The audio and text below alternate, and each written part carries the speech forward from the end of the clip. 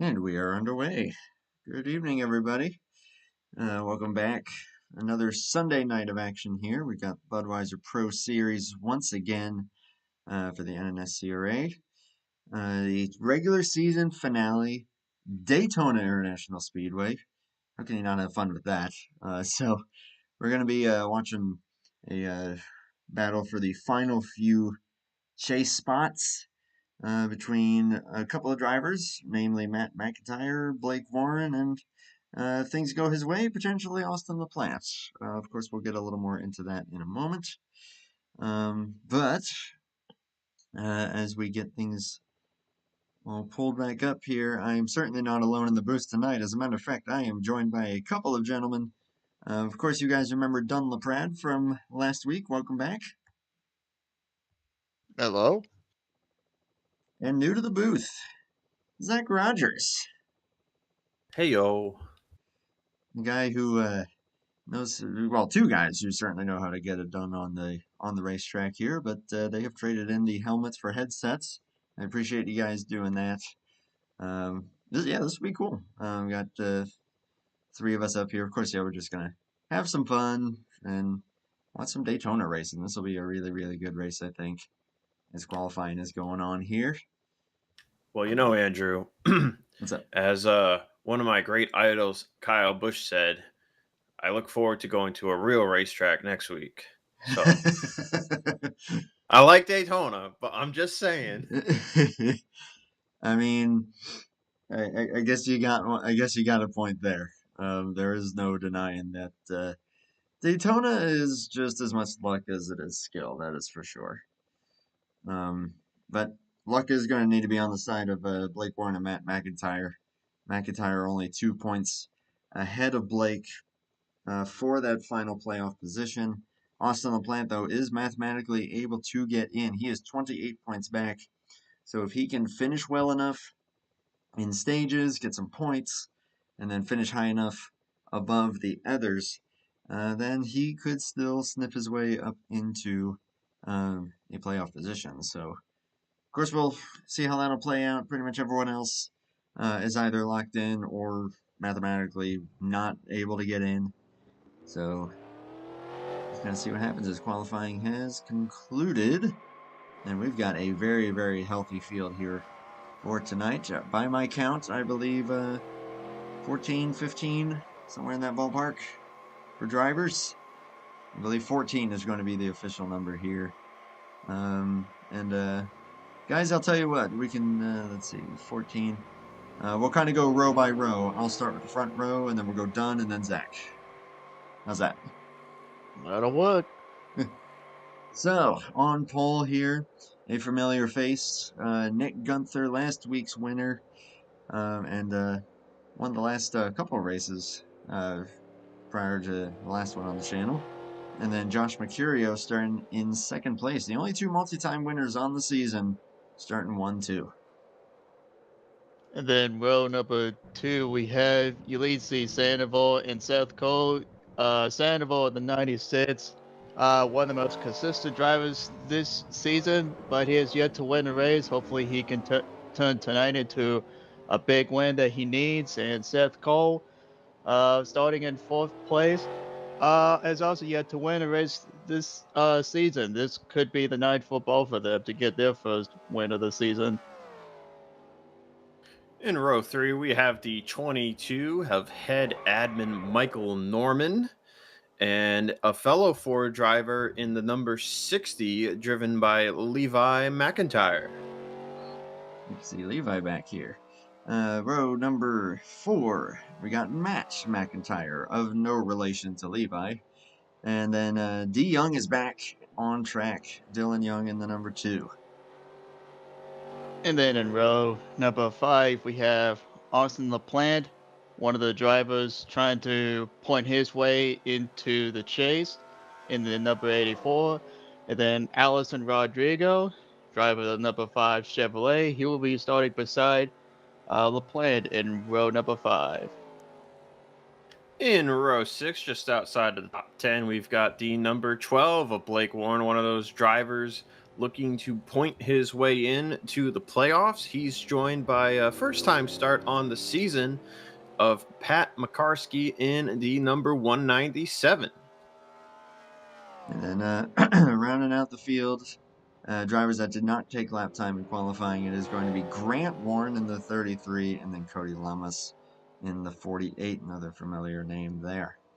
Well, thank you guys for that one. Let's see. Zach, I'll ask you, and then I'll go to Dunn. But I saw you guys both running laps throughout practice.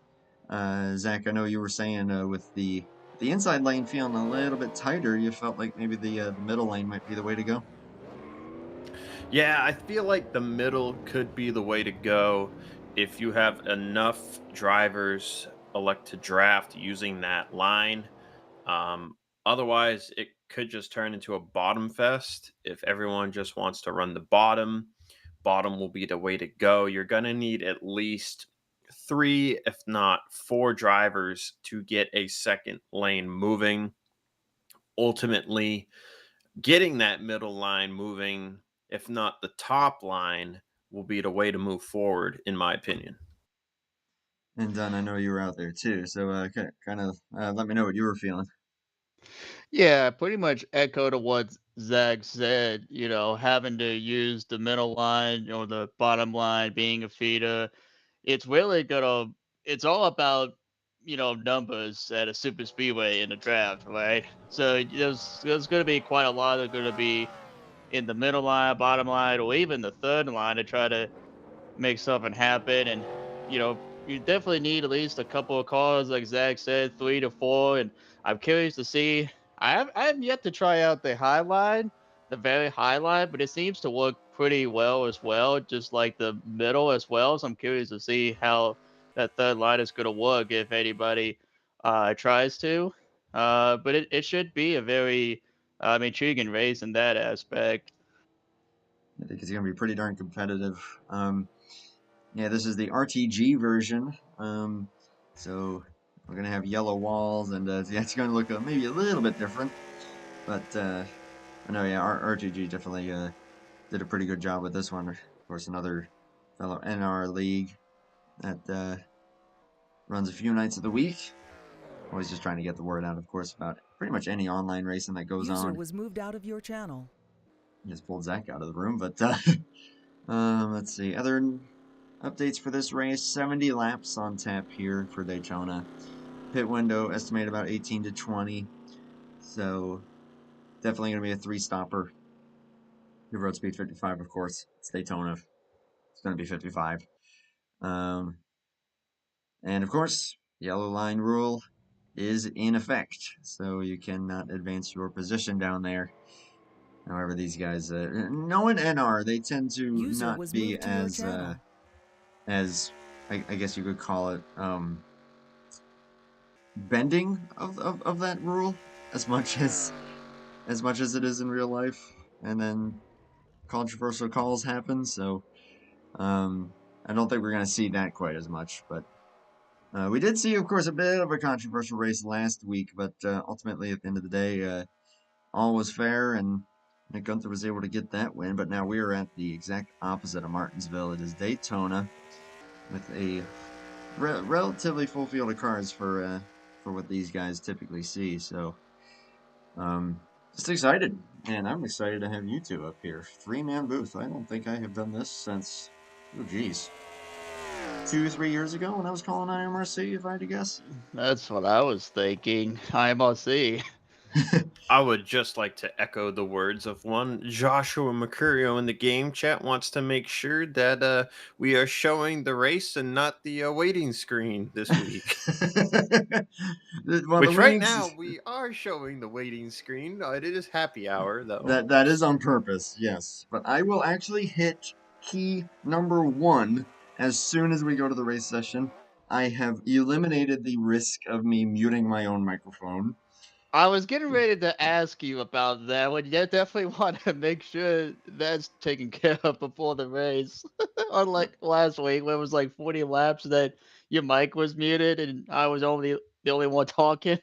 Oh man, Speaking of one Joshua Mercurio, since we are not showing what is going on pit road right now, I will just describe it. It appears the 48 of Cody Lamas has found a way to get his front nose under the rear end of one Joshua Mercurio, and everyone is sitting around here on pit road just taking a good look at what's going on between these two cars. Oh, and That is someone just flew in there and sent Nick Gunther into the air. So yeah, that was fun. Yeah, that was a good sniff that Cody Lamas was getting there.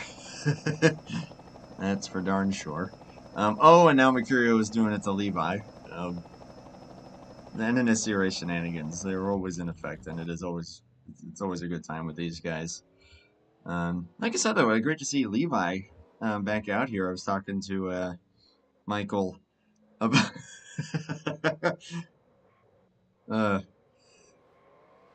that might be too graphic to show on YouTube right there. Oh, that is really graphic right there, what LaPlante's car just did. But but no, yeah, great to see Levi out here. He is, of course, I guess you could say kind of semi-retired from racing in NR. So anytime that you see him out here, it's always pretty cool. And he, of course, driving number 60 tonight. I will warn everybody that you will see one completely blank gray car, and that is 197 of Pat McCarskey. A bit of a late addition to tonight's race. I think, as Zach said, this is indeed his first start of the season. So apologies for that. But otherwise, we got plenty of Fords and Toyotas, a Chevy or two. We got a Mazda. We got a Nissan. We got it all. We're going to have some fun.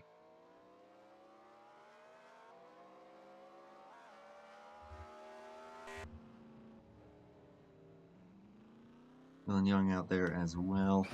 I think it's interesting that you bring up semi-retirement. You know, I'm of the belief that, you either just stop racing when it comes to sim racing. You take a break. Dunn and I have taken many a break as we're getting ready to grid up. Or you kind of move on to something else. I don't know if I really believe in the term of retirement when it comes to NR 2003. I mean, yeah, that's pretty fair. Let's see. Definitely not showing that what D Young just said in chat on YouTube. But let me get the live chat up open here on my end, and let's get you guys some live pictures. We are rolling off pit road. Away we go. We had Captain Cap in the chat a bit earlier. Just said, "Let's go," and we are getting going here. Like I said, 70 laps. Let's see. I don't do this quite as much as my good buddy AG or Alex. I believe we are restarting. Going to be regridding indeed. Seems something has occurred. Somebody might have missed a start or something. Or gear failure, perhaps. I think it was, I think it had something to, it was Grant fell out and we joined the session. Oh, gotcha. Okay, so he'll be getting on track then. Actually, let me go ahead and get on and off track myself. I think Grant is falling out once again. I saw his car in the grid, and he is plummeting out once more. Ooh. It seems to be a trend recently. I'm not quite sure what might be going on with his game, but I feel like it's happened a few times now in the last few weeks. Unfortunate, frustrating. We'll see if they grid up again, or if they're just gonna maybe give him his laps back. Take number 2. Take 2 indeed.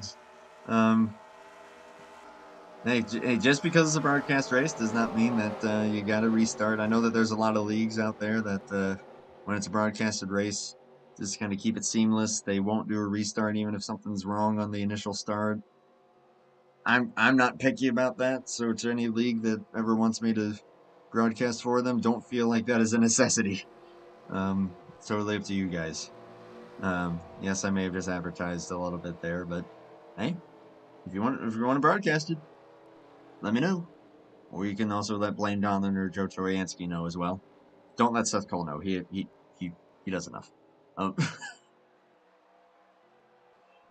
Flatout Racing Network just lost all their business.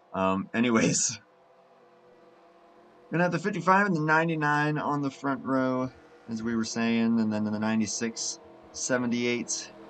But then you got the guys, of course, battling to try to make it into the postseason. That is the 738. There is Matt McIntyre. He has the advantage by 2 points over the 12 of Blake Warren. There is Blake.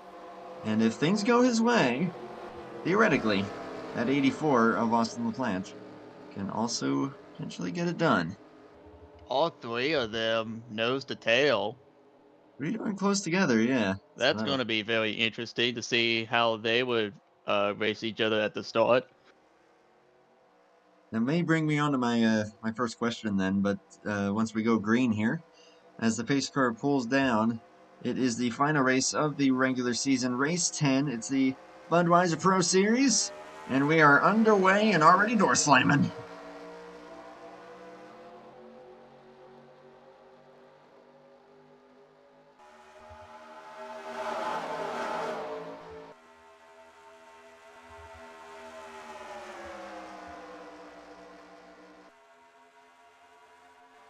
As these guys get up to speed, of course, that bottom line is going to be where you want to be on the initial start, but credit to Josh Mercurio. He's keeping right there on the door of the 55, and now we may start to see the momentum of that middle line, as you guys mentioned, where a little more grip is at.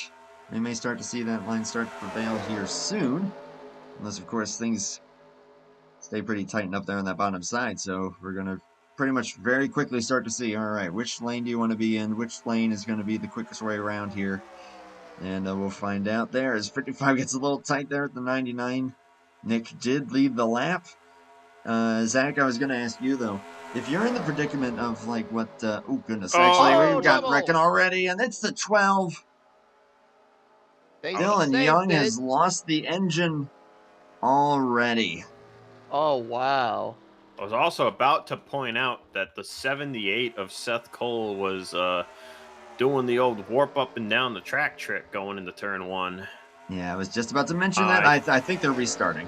I think we are, because Seth Cole is flying in the air. That was big death right there. And yeah, we got all sorts of shenanigans here. I think they're restarting. There they go. We are going to have one more attempt here. That was not an attempt, gang. I'm sorry, I had to. I was going to say, though, right before you posed your question, Andrew, it looked like we were mostly even, 2 rows apiece. Blake, it looked like, was maybe looking to start a third line with Dylan Young there at the tail, and Cody Lamas was just kind of chilling about several car lengths back. Yeah, I was probably just trying to log some laps there potentially. So we'll get them regridded. I wonder if Grant's coming back. I do not believe he is. May have given up the ghost on that one. Oh, that's a bummer. Yeah, he hasn't rejoined the session. Yeah. All right, here we go for final attempt here. But Zach, the other question I was going to pose to you was, if you're in a playoff predicament, kind of like what Blake and Matt are in, but you're starting really close to each other, when it comes to at least to the beginning of the race. Oh, I guess we're stuck. Is this Budweiser or Maverick? I think these guys may. Gee, brother. I think these guys may have had a bit too much Budweiser, that's for sure. And also, that is the second stream now in a row that has roasted Maverick. Although I will admit, D Young was being way worse about it. Last week, that was something. Again, I keep flipping back and forth here just because I'm getting on and off track for these guys. It's on my sleep token car. That's pretty cool. Wait, Zach, as soon as I found out that you listened to them, by the way, I will admit, I may or may not have had a little moment of like, yes! Oh, sleep token? Yeah. Yeah, they are, I heard a rumor that they are going to be coming out with an album next year or something. Oh, that'd be cool to see what they what they're able to do to follow up, take them back to Eden. I have So- lost my cameras. Just want to put that out there. Uh-oh. It's all them restarts. Crashed my game. Shame on this league, man. No, I'm just kidding. What? I guess while we wait for Zach to get things resolved, I will pose a question to Dunn. If you're in the predicament of like what Blake and Matt are in, for the beginning of the race, are you maybe just gonna let that championship battle aside, and if the situation calls for it, you work with your competitor, or is it just flat out like, nope, get out of my way?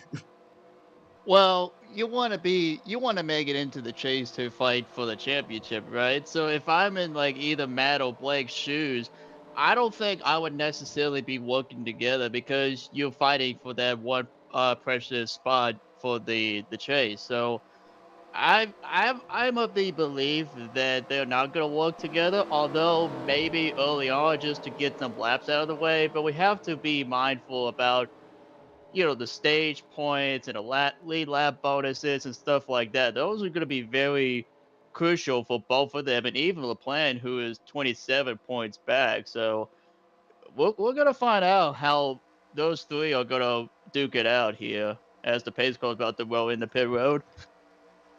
Here we our official take here once again. 55.99 on the front row here. We'll see how this start goes. A little shove there for the 99. We'll see if that top side can get the run going here that they did the first time around. Looks like this time it's going to be the inside that's actually going to prevail, as going to have more cars. I would definitely watch out those couple of cars back there. Matt, LaPlante, and Blake, they all flaked up together right there. Let's see which one they take down the backstretch. LaPlante goes high, Blake goes low. Looks like we might have more people electing to just ride in line on the bottom, following the restart spree we've seen here. Yeah, maybe just kind of playing the long game here.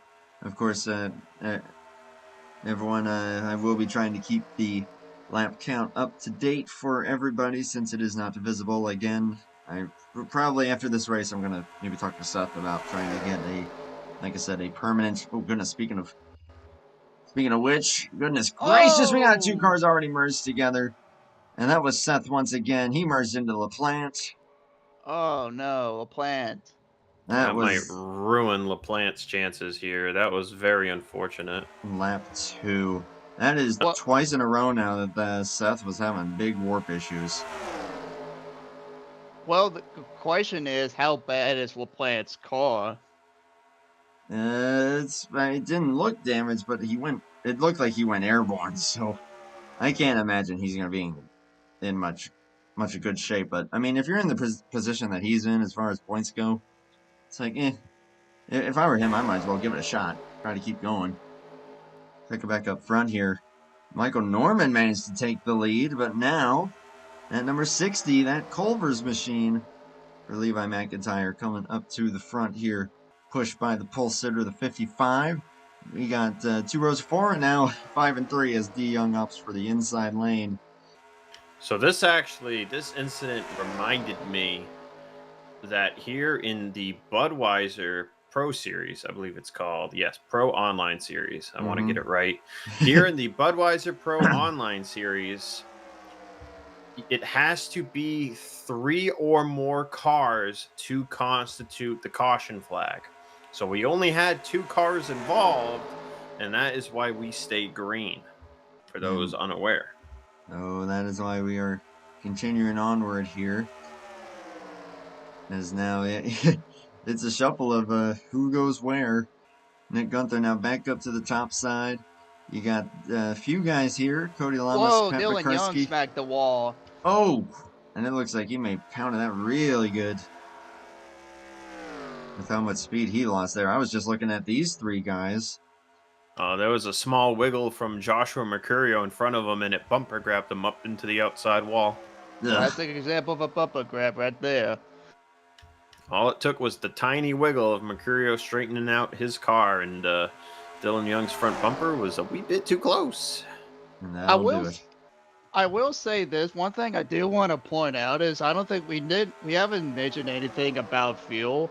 I took a look and I wanted to as you see LaPlante going a lap down, but the fuel when I want to believe is around 20-ish laps, and Mhm. the stages are 20, 20, and 30.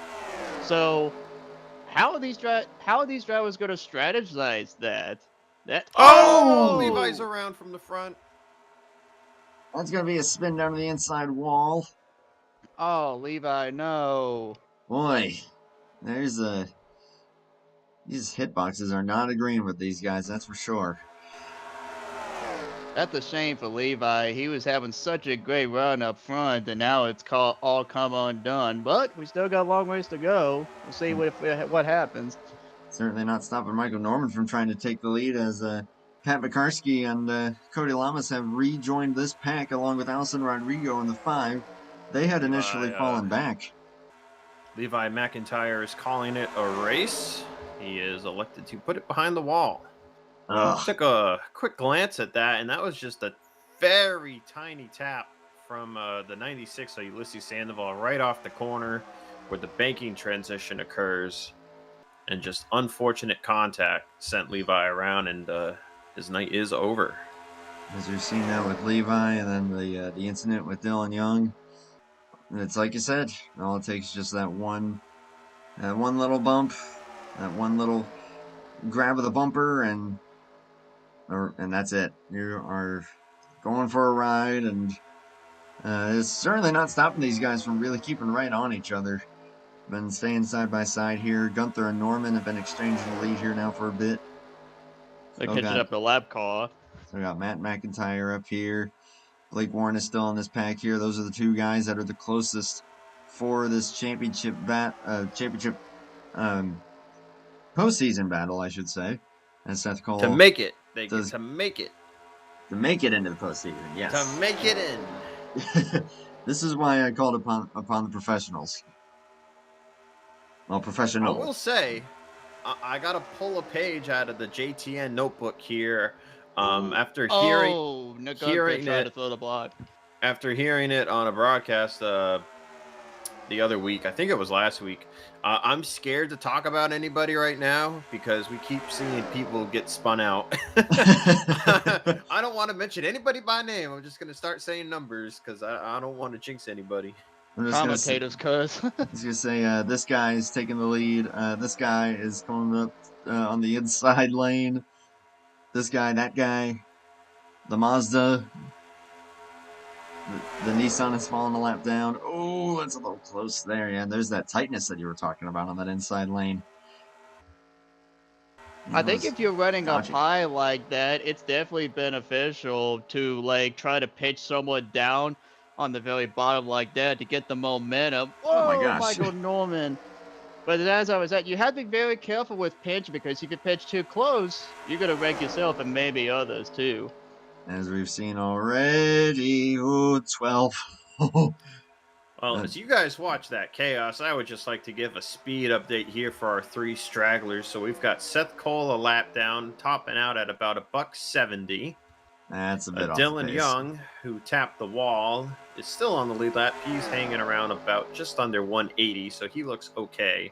He just needs to get back in the draft and get a yellow. Austin LaPlante is stuck running at 163 miles an hour. And they're about to make it 3 wide for the lead. Oh my gosh, you're kidding me? Mercurio is going to get split. Norman on the inside, McIntyre on the outside.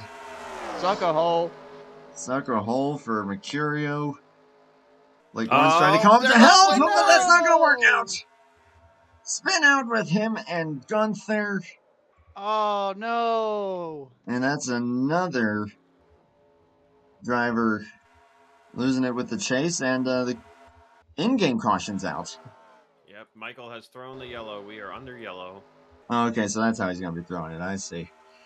It looked like Blake Warren just slid up. I don't know if Blake intended to slide up from the bottom to the middle, and then he tried to come back down, and Gunther's bumper was just to his quarter panel, and contact occurred there. Yeah, from the live shot, it looked like, yeah, he maybe tried to move up, or it wasn't on purpose, not sure. We'll take another look at it here as we wants to race back to the line, which will be led by the 22, followed by the 99 738, Mikarsky, and then Rodrigo will be the top 5, as we are going to slow it down here, and this will help those guys, of course, that were just involved in that, but then also Dylan Young is going to stay on the lead lap. Seth Cole, I believe, will get the free pass. So that will be very beneficial there. All right, done. I'm rubbing my hands together right now because I see what lap we're on, and the possibility, while very unlikely from what we've seen so far, if the race goes green from here, I'm not sure if they can really go 20 laps on fuel. I feel like it's closer to 19 laps maximum, which if that is indeed the case, they are all going to be right on the number with where this yellow has come out. And that's what I was getting ready to say earlier, is how would these drivers strategize around that? You'll be playing with fire, trying to, get some stage points or even win a race on a fuel strategy.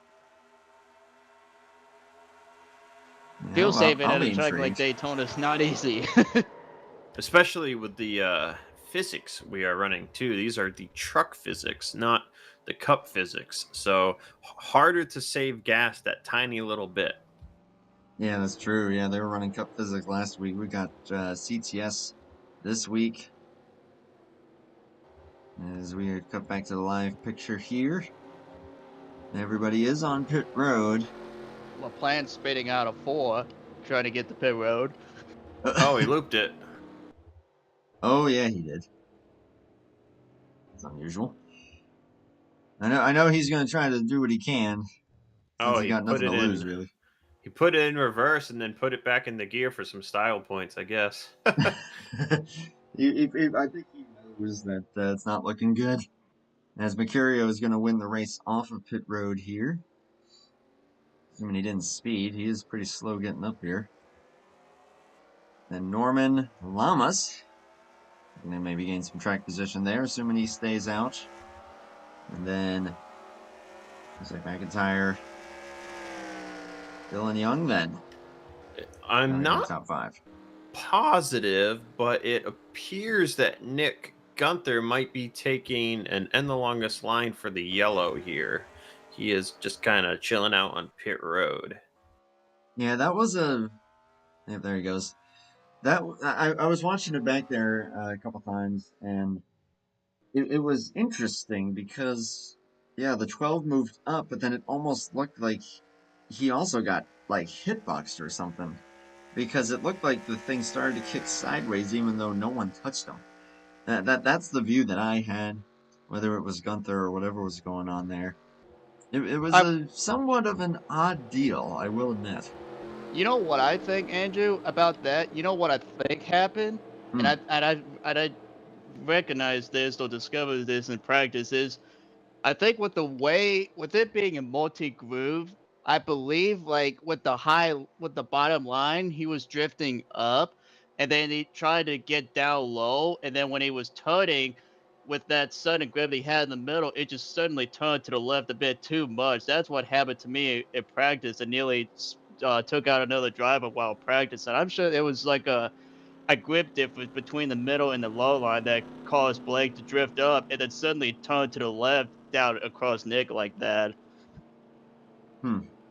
Yeah, you just kind of like it re-gripped all of a sudden. Kind of Yeah, deal. exactly. Yeah, I see what you mean. I was just following Blake's advice there to check to see if in-game yellows are enabled, and they are. So yeah, they are. I don't know if interesting. I don't know if that was for the race or if that perhaps was an error. So the game.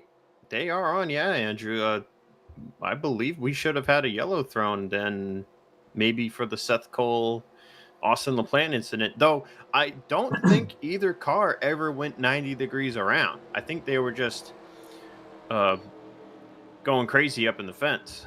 Yeah, but they stayed straight, so the game was like, oh, nope, they're going in the right direction, so we're all good there. And then all the other spins that we saw were off of the racing surface. I don't think the game would have even thrown a yellow for that one with Blake and Nick had Yeah. Michael not opted to throw it. So maybe I stand corrected then, because I thought I was thinking it was a global for the whole season, 3 or more cars cause a yellow to be thrown. But yeah, the yellows are on, so it should have been a yellow. But to your point, I think when Blake's car was spun, he was already off the racing surface. Yeah, so I don't think the game would have thrown it for that. I mean, given the amount of stuff that we saw happening there, I mean, I definitely think that there came a point that it was like, all right, yeah, something's got to give here. But I will admit, I think that honestly, Zach, I think you're correct that that should be the case. I feel like perhaps that may have just been an oopsie daisy of leaving them on, which hey, I've seen it happen to pretty much every league at some point or another. So these things happen, no biggie. All I do know is that someone who is very grateful for that is Dylan Young and Seth Cole, as Dylan Young's going to be back up in the lead draft. Seth Cole's getting his lap back. As you were saying, Dylan Young well and truly up to speed.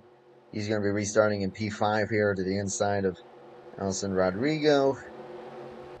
We've got several drivers who have elected to come back down and top off on fuel. That being the 12 of Blake Warren, the 197 of Pat McCarskey, 55 of Nick Gunther, 96 of Ulysses Sandoval, and the bruised and battered 84 of Austin LaPlante. So that is a difference of about 2 laps, I believe. And those 2 laps could be crucial if this goes green. That is very, very true. Yeah, if these guys aren't saving fuel up here, that could be a little iffy. But I know that these guys are hoping that that first stop is now out of the way, and we are now down to a 2-stop race. We are currently working lap 15 of 70, as we are going to be 5 laps away from stage points being handed out. Again, these guys do have stages. They do not throw the yellow for said stages. They will race on. It's going to be Josh Mercurio, Michael Norman here on the front row with Lamas and McIntyre. 3rd and 4th. And the stage points, to just give it a quick readout, it's 1st to 5th, so top 5. 7, 6, 5, 4, 3 is the points payout. And you also got to consider the bonus points, man. They're going to be hard to keep up with. 5 for leading a lap, 5 for having the most laps led. And you also get 2 points for the fastest lap, which right now belongs to Cody Lamas.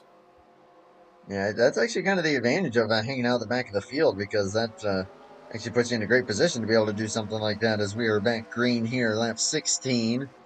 Great jump there for the front row. Lamas going to be clear here in 3rd, so he can pretty much go wherever he wants.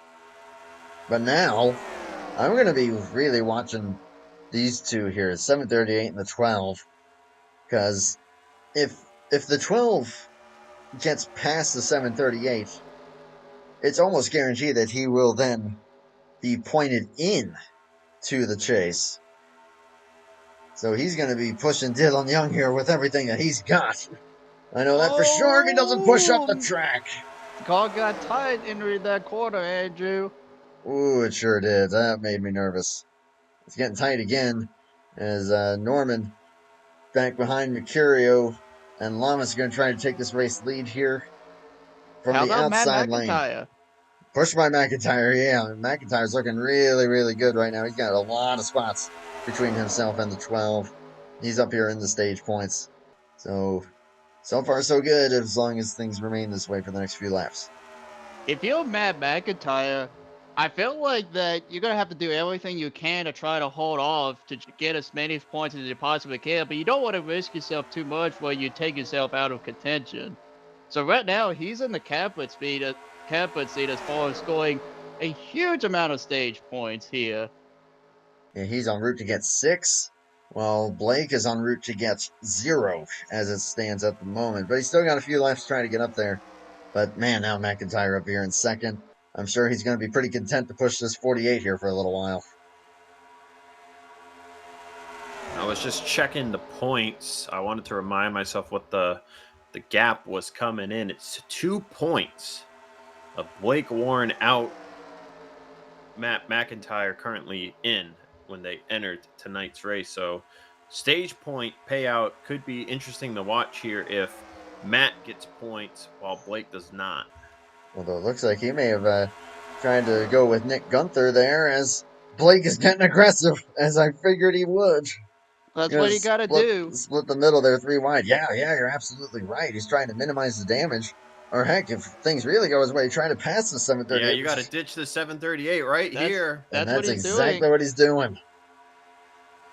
The door opened up. I was watching that. Everyone was going to the bottom, and Matt was stuck on the top, and Blake had the chance to get low, and he goes by the 738. That's a big move here early on.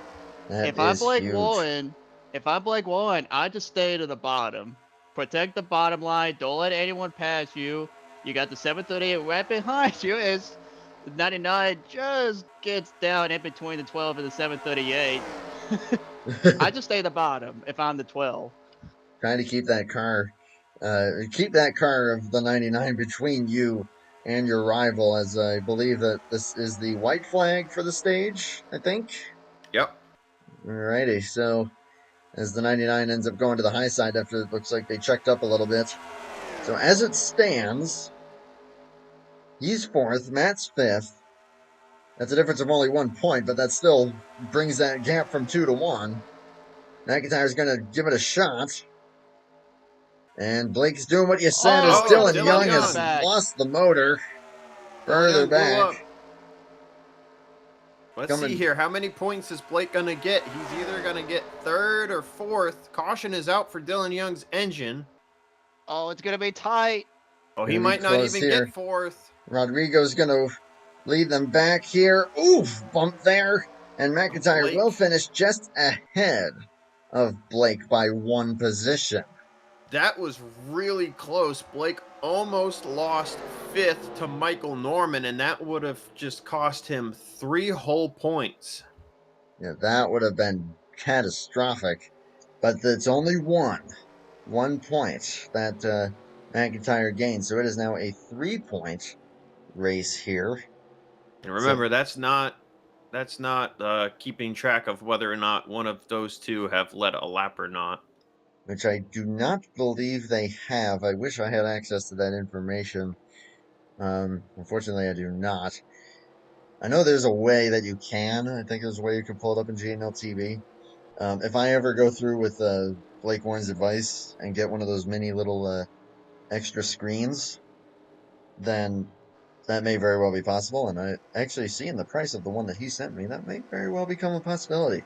So then, boom, you won't have to worry about me forgetting to hit buttons 1 and 2 ever again if I finally do that. Because then I can actually see, oops, I haven't hit the button yet.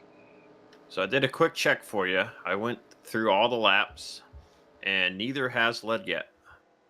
All right. So be on the lookout. Be on the lookout now to pay attention to see whether the 738 or the 12 end up on the top of the leaderboard. One other thing too, the biggest beneficiary of this caution is Austin LaPlante. He'll be back on the lead lap. Yeah, it's true. Yeah, he's gonna get his lead lap position back, even though he's wounded. Race is going to be over though for Dylan Young. Official cause of retirement: a header failed on that thing. That is a bummer right there. You gotta think that thing was probably hurt after hitting the wall. This is going to allow LaPlante back on the lead lap. Sorry, Andrew, go ahead. No, you're good, man. I was just saying, Sandoval is going to take over the lead here. It looks like he did a splash and go. Everyone else may be opting for a set of tires, as Mercurio will lead the rest of them off, with Lamas now jumping up to what will be 3rd, followed by Rodrigo, and then Norman. So A little more mixed bag of strategy here.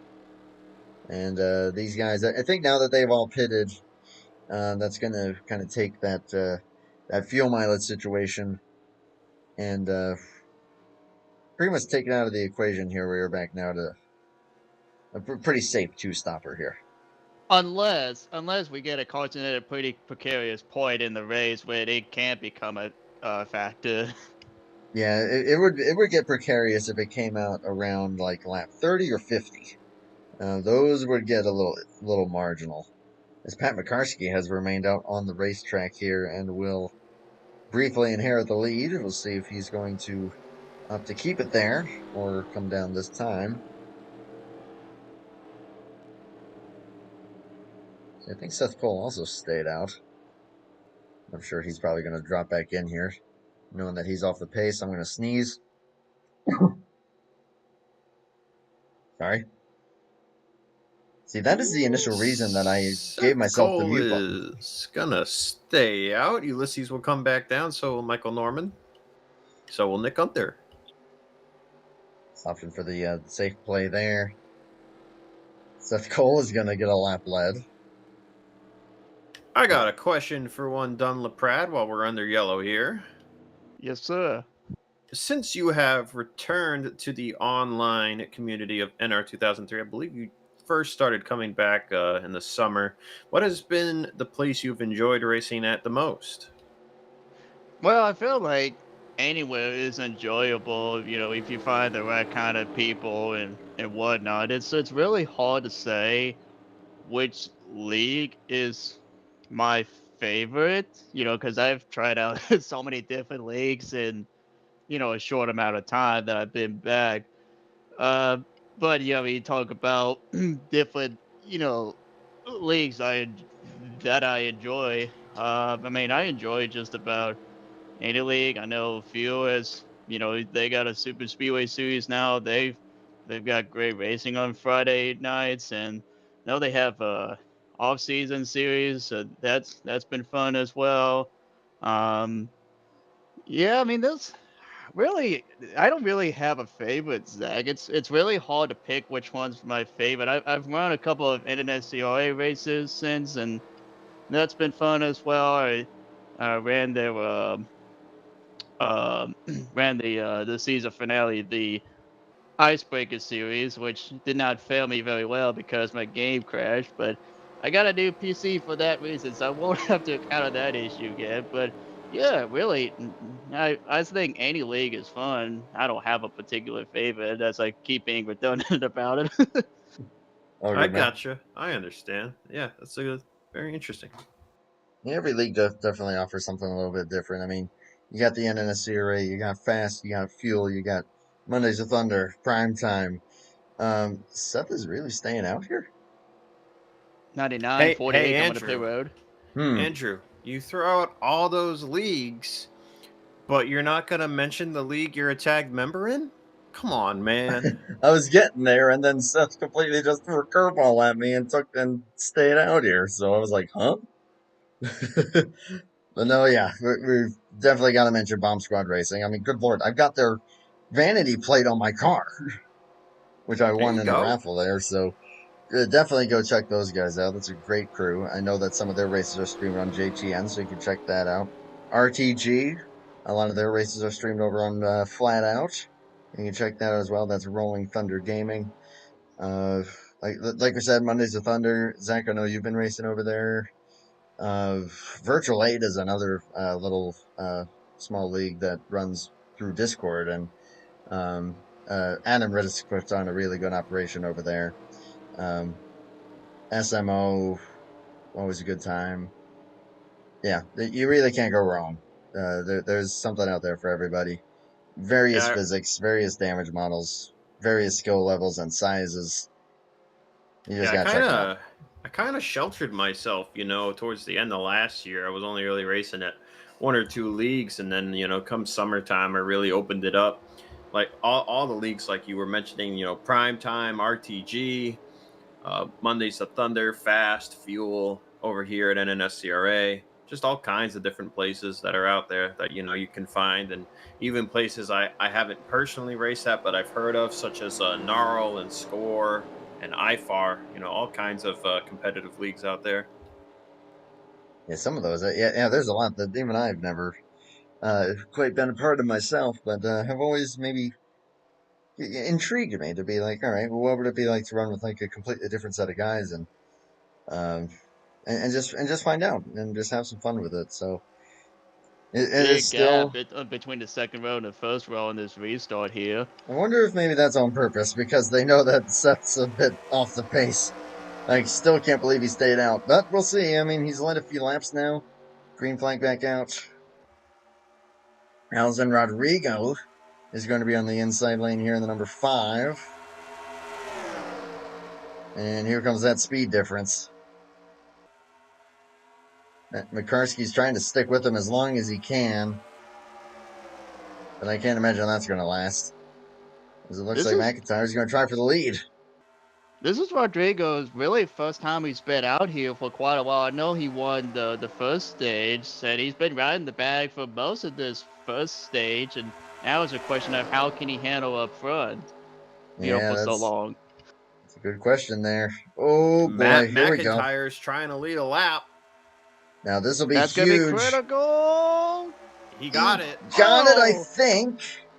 Yes, he did. 3 1,000ths of a second he led that lap. And so that, basically about a feed. So now Blake needs to respond because now that gap has gone from 3 points instantly up to 8.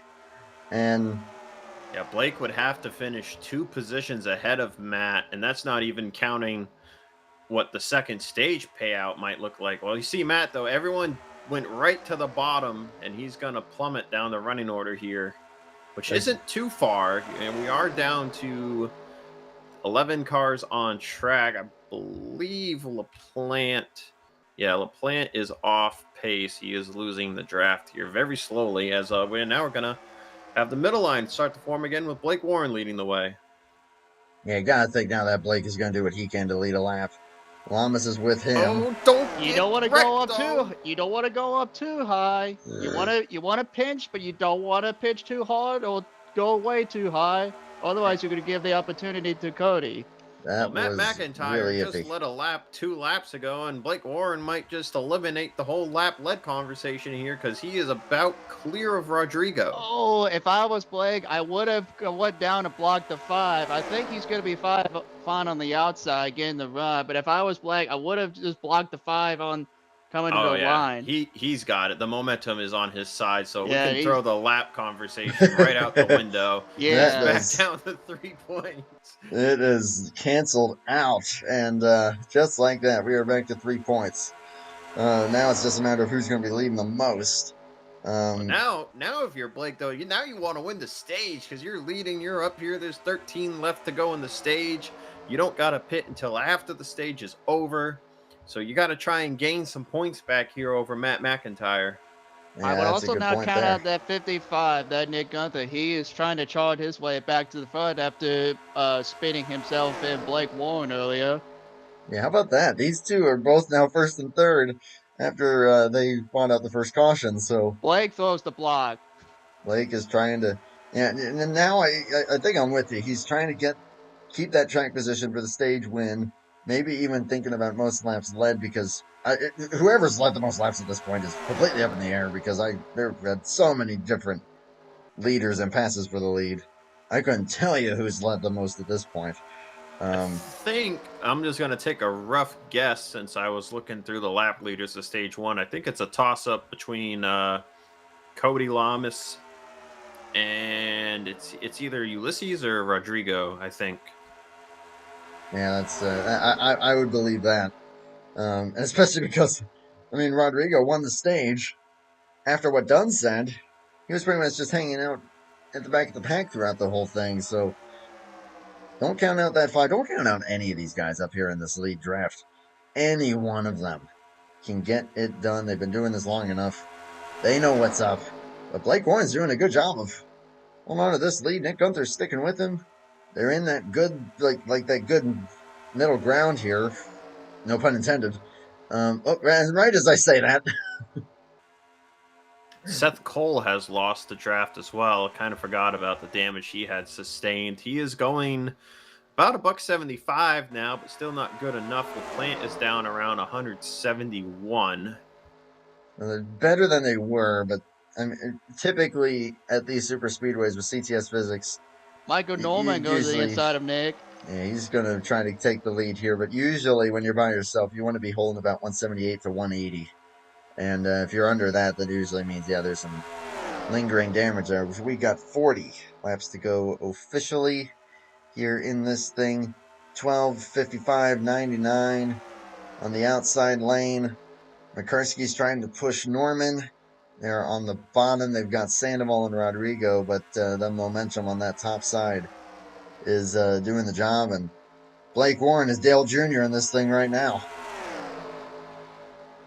Yeah, right now there are enough cars running the middle that if only one car drops low to make a move, it's just going to stall out and fall back to the back. You need about two or three cars to just divot away from the middle to the bottom going into the corner, as you're going to see both McIntyre and Lamas thought about it, but Lamas is going to stay in the middle.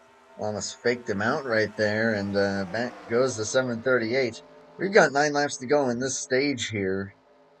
So well, this is bad news for Matt McIntyre because he is out of the top 5 now. He moved out of line from 4th, and he's going to fall back to 8th. Zach, if I got a question for you. If you're in Blake Warren's position and you have the lead and Matt McIntyre is that far back, and then you got you got Nick Gunther, Josh Mercurio, and Cody Lamas, pretty much everyone behind you, with what's on the line, what is the limit on what you can and cannot do in order to try to put yourself in a position to point your way into the chase? I think the biggest question right now is whose side are these other drivers on? Because, Blake and Matt are both, they're all friends down there. None of these guys are really quote unquote teammates. I think the big question is, does Nick Gunther, Josh Mercurio, Cody Lamas, Michael Norman, who do they want to see make that final spot? Because if you push Blake Warren to this stage win and he gets the 7 points and Matt doesn't get any points, then that's a 7-point swing, and it puts it 4 points in Blake Warren's favor. That'd be huge. So, and then it would still be down to a position. Like Matt could finish ahead of Blake at the end and still get in by 1 point. But yeah, I mean, who is gonna be friends for Blake? Like right now, they're following him. But will they leave him come the white flag on lap 40 for the stage? As you see, Mercurio's actually kind of looking to the outside of Nick Gunther right now. Trying to poke his nose up there and just couldn't quite get to the rear quarter paddle, right rear quarter paddle, that 55. I tell you, that 55 is all over the back bumper of that 12. They are going to lap Austin the Plant here. This could shake things up. Oh, it's gonna. Cody Lamas goes to the inside. As LaPlante holds the outside. Typically, that is the more courteous way to do it, is to hold the outside lane. Of course, that just so happened to be where everyone was running. But yeah, now that's going to kind of get these guys a little out of sorts. Lamas was already trying to make that move. Now there's a bit of a separation. 99's going to have a run here. Is he just going to opt to, as you were saying, is he going to opt to just stay there for now as we're coming to 5 to go on the stage? Or does he try to make it happen? You see, Cody Lamas got shuffled out there. He was trying to make a move while they caught LaPlante. That drops him out of the top 5, puts Matt back into 5th, which would give Matt 3 points. It would be +4 for Blake and would put Blake up by 1 point. As now Matt is leading a bottom line, and it is 4 versus 4. Now that could get interesting. The momentum's still on that top side, but now they're a little separated. 4v5. So we'll see if Matt's able to do anything with that. You got to think, though, that Blake Warren has been out front long enough that he's got to be flirting with most laps led as it stands. We are officially halfway through, so, of course, plenty of laps to change that. But, oh, man, we got these two about to be first and second here. Okay, Zach, what do you do if you're Blake here? you got to come down. I think if the momentum looks like it's shifting, I mean, the middle should still get the momentum on exit. But this is tricky. Now that bottom line's kind of straddling the middle, so now they've both got 2 tires in one groove, and that's kind of equaling things out. I mean, I think you got to maybe just pull down in front of Matt McIntyre right now. I'd say also I would be very careful because as we saw what happened to Blake early in the race, if you hit that part of the corner where the car suddenly turns to the left too much, like the line that Matt is in right now, it could be disastrous. You just gotta remember, you know, which part of the corner of the track that you don't want to run on in order to have that happen. I think he's got to pick a lane. I mean, he's got to, that outside line, they've got to start to pinch the bottom down to the bottom. If they don't pinch him all the way to the bottom, they're going to keep creeping up on him on the exit. That was close. They're getting 2 tires into the middle groove, and it's equalizing things out here. Man, postseason on the line here for these two, and they know it, and they are leading their respective lines. Lamas and Gunther both doing great jobs. To flip the script here as we come to 2 to go for the stage, Matt McIntyre's probably thinking right now, I've only led like 1 or 2 laps. Blake just led like the last 13. As Matt's going to lead that time by, Matt is probably thinking, even if I only gain 1 point on him again here for the stage, as there's a little contact, you know, then it becomes a 4-point deficit. Now it's looking like 5. But if Blake were to lead the most laps, you know, that would tie it up per se. But it looks like the middle's momentum has died. I think they really dropped the ball in allowing the bottom line to creep 2 tires up over those dashed white lines there that separate the bottom and the middle. That allowed the bottom to maintain more of their momentum. And now Blake's going to have to push Pat McCarskey if he wants to get back in front of Matt, because it's the last lap of the stage. Yeah, how about Pat? The first time coming up to the front here, but who knows? This might be beneficial for Blake. He may be able to push that 197 and thus himself right he's going to get them. a good momentum down the backstretch. As long as Blake just stays right there, I think he's got the momentum. If I'm Blake, I try to cut down and get underneath the 197. He's clear. Go. Yep, there he goes. That's exactly what I said. So this will guarantee him a gain on points as long as he keeps it there. The apron. You don't want to do that, but I think he might be okay. Oh, if he doesn't get a bad bump. Matt's going to push him because Matt's trying to only lose a point here. He might end up losing 2. It's just 1. So now we're down to 2. Right where they started. Yep, so back down to 2 where they started.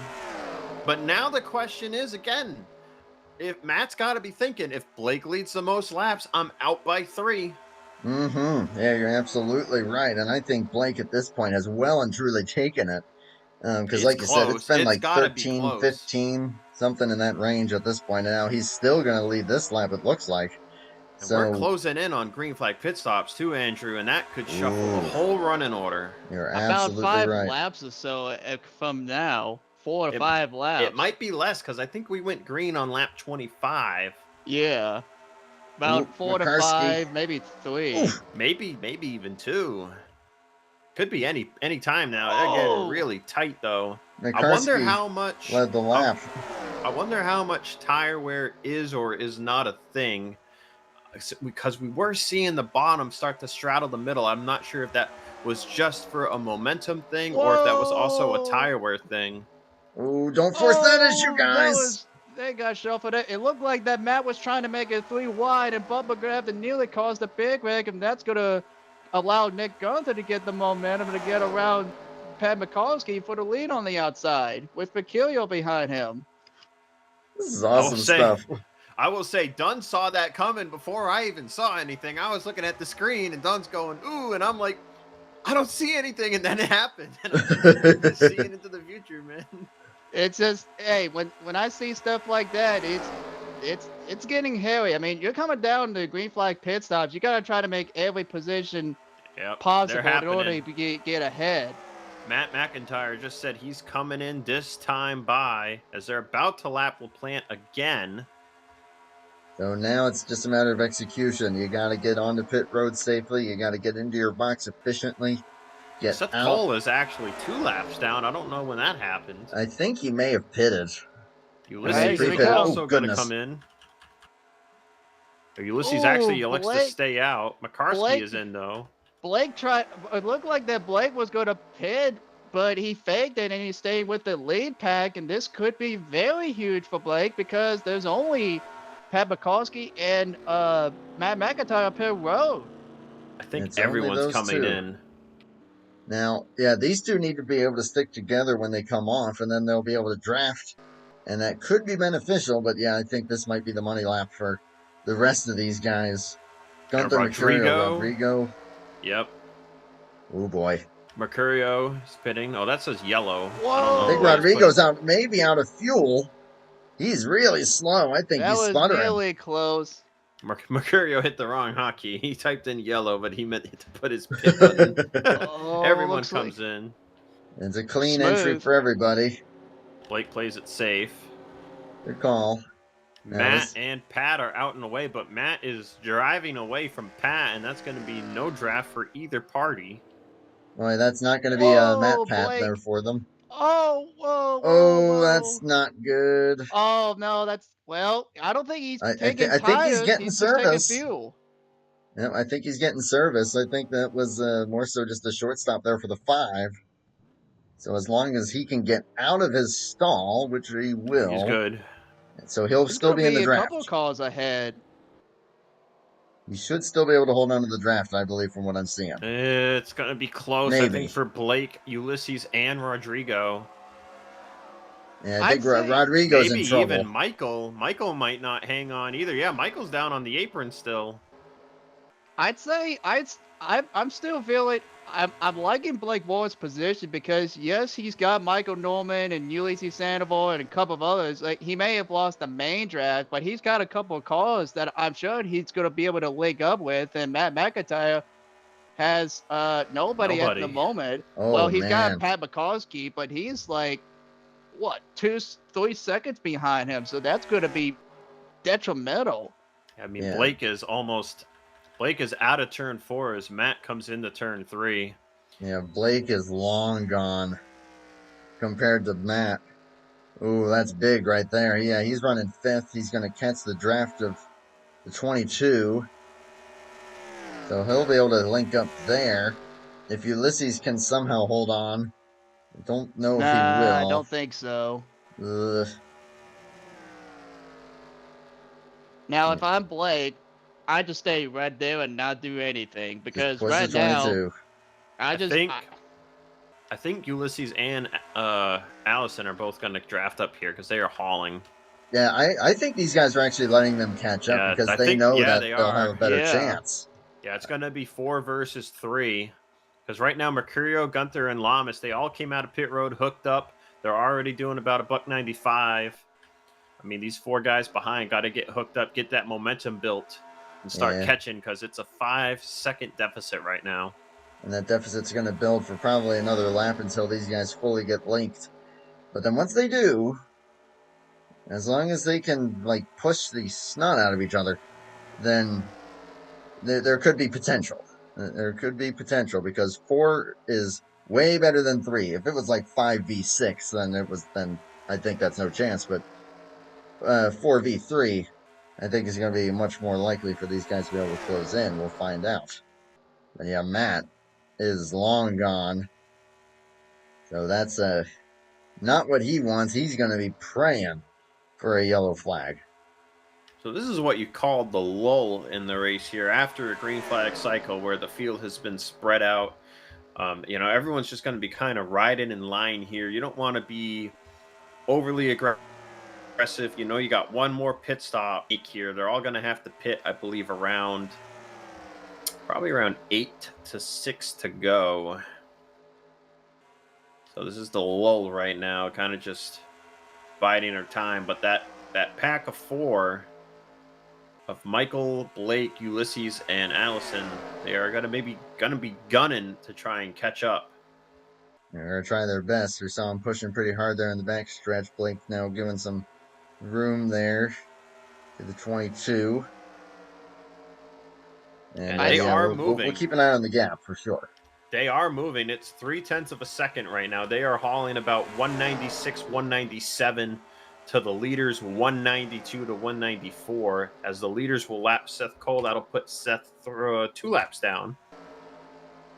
Speaking of the leaders, Michaela and Gunther, first and second, qualified on the front row. They're back in the game now with Cody Lamas, the stage 1 win. No, it was Allison Rodrigo. I almost got it mixed up because of the Hendrick, deal. But yeah, Rodrigo won the first stage. Toyota.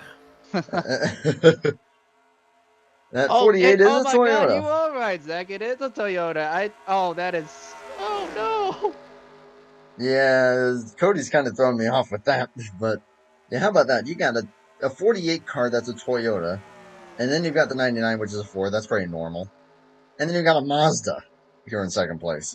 So that time they cut a whole half a second. Whoa! Gunther has something happen. Looked like just a bad bump, and Nick Gunther, bumper grab off of the 99. They're going to gain a ton of time because of that. I was just saying they gained half a second the last lap. They're about to gain a full second this time by. I don't know what that was. That was bizarre because it's like you said, probably a bad bump, but that looked more like Nick had an issue or something with how suddenly he darted down. 0.8 of a second that time by because of the bobble, and now they got to try and build their momentum back up. It could be down to almost 3 seconds next time by. Oh, yeah, they're going to close for sure, especially if Blake can try to keep it maybe just a little bit closer to Michael in the corners. But then, yeah, once on these straightaways, yeah, he gives him a shot. Ulysses is pushing the 12, and Rodrigo's just caboosing this thing and keeping right with them as well. So I think as long as they stay this close, like right here, that's perfect. Oh, whoa. Mercurio pitting. Oh, he's going to wreck it. What happened there? I have no idea. That is strange. Strange. He just decided to pit. Was that a strategy call? That backfired on him. Okay, you guys keep it to the live shot. I have to see what the heck happened. That is. Oh yeah, Zach. They're gonna catch up. The second pack, they're gonna catch up to Nick and Cody. And I think I want to say, what was it, 4 laps? You think? Maybe a little more. They'll catch them in there. The second that gap from Michael to Cody gets under 2 seconds, they are just gonna draft right on up to him. Something was not right there. He slowed down way too late. He was never going to make pit road entry anyway. I think something went wrong. I don't understand if that was just a decision to pit because they had just entered the fuel window, or if something happened and he just needed to get off the racetrack. But I mean, he got service and he's right back out. So I'm very perplexed here. I would love to pick Josh's brain after the race. I don't know if he's going to get a podium now, though, because, I mean, he killed the wall with the front end. He did, yeah. He was slowing down way too late to even make pit road entry, even if he was pitting. So I think something was wrong.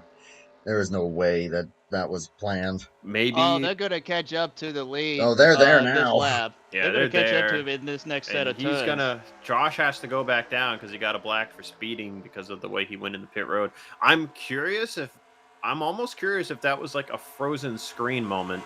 I think so, because of the way his car went down off the track and it started to spin slowly, like he knew he was probably going towards pit road and he hit the brakes late in a bit of panic. That's my best guess as to what occurred there. I mean, they can't even block that. While y'all were talking, Blake just got underneath Michael Norman. He's the man out in front right now. He is now the race leader. I want to win. I mean, unless we get a caution, he's got it locked up at this point. We got 16 laps to go here. I'll tell you what, they're gonna catch Pat McCarskey soon, put him a lap down, and then they're gonna catch Matt McIntyre and put him a lap down. And if you were to get that yellow, if Pat McCarskey's in front of Matt McIntyre, he would have to take a wave around, which you can't really afford to do with the fuel situation. No, No. you can't. There's no way. He's going to have to defend from the 197 to try to get that free pass. Blake Warren, though, I think, I mean, with how long Mercurio was out in front there, I don't know. It's going to be close between him and Warren, but I think Warren is getting really awfully close to most laps led here if he hasn't already, and possibly locking that up. I will point out real quickly here, just off topic from the, I believe, I think Blake should have the most laps led here at this point. Mercurio's car looks to be mostly up to speed. He's only down about 1 mile an hour, so I think he got away with a bit of the damage there. Okay, so he could also potentially, I mean, I think he's probably 2 down at this point. We can take a look at that here, actually. No, he is only 1 down. Oh, Seth Cole just went to pit road, and he just shot it right in the grass. I guess his race is done. As Makarski will go a lap down here, and they should get to Matt here by the end of this next lap. Get Matt off, coming to the start-finish line here. Here comes the 12. 14 laps to go. We are on lap 57 of 70. Again, apologies that no lap ticker is visible. That's just because of the layout and the fact that I had it all set for Josh's 1 hour time series. We will fix that before next Sunday's race for Talladega Nights. But 12:96, 5:22, 48, and 55 are the current win contenders. Matt McIntyre has now gone a lap down, and he is going to try to pick up this draft and try to stay ahead of that 197 at any cost. They still got to pit one more time, but I would think Blake would probably prefer to be the leader going into pit road as opposed to having to catch up again. Yeah, it was pretty fortunate for how things went down there for Blake, Ulysses, Allison, and I believe Michael Norman was leading that train. But yeah, just like that, now they're ahead of Lamas and Nick, and then of course Josh had his issue. 13 laps to go here, and I'm with you. The pit window is open really whenever you want. It's just a matter of when you do it. Nick and Cody are trying to make that top line work, and if they got Matt McIntyre behind them, let's see how they're going to fare. Looks like they're going to be able to get some momentum. They get around Michael Norman. Can they get around Rodrigo and Sandoval and Warren? Now, speaking of that pit road opportunity, Andrew, done, I believe, with the expectation that these drivers will come to pit road around 8 or 6 laps to go, somewhere in that range. I believe everyone will need to take 1 can of fuel. I don't think you can even risk half a can, and I don't think a can and a half. A can and a half will not be necessary. So I think it's going to be 1 can. I mean, maybe you take lefts, but I don't even see the point in taking lefts with 5 to go. I think it's just going to be 1 can as Blake got a little wiggly there going in the corner. And here comes Cody up to the top side. 11 laps to go at the stripe. Ooh, well, they might need to pit again, but they're sure not racing like it. Nope. No, they are not. Lamas will lead the lap. Lap 60 now. Well, Zach, you were talking about the how many, laps of fuel they need. If they would have pit 8 to 6 to go, they're going to have to take 1 can, because if you attack half a can, that's roughly 5 laps worth of fuel and that's not enough. So it's 1 can to be safe. And I'm with you. I don't think tires.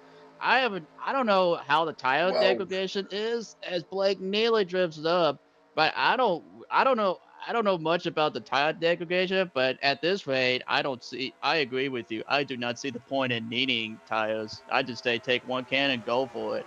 10 laps to go here officially.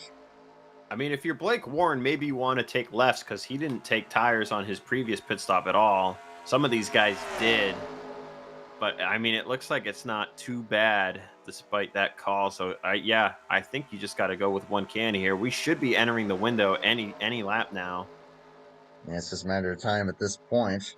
They're catching up to Joshua Mercurio, too. Yeah, they're going to put him a second lap down here. That'll seal his fate, unfortunately. And then Seth is not too far up the road either. Josh is going to keep it on the bottom. Now, Seth has already pit. Oh, Yeah, this will get a little tight. that was almost sketchy. I thought it was going to catch the 99 at the wrong part of the track.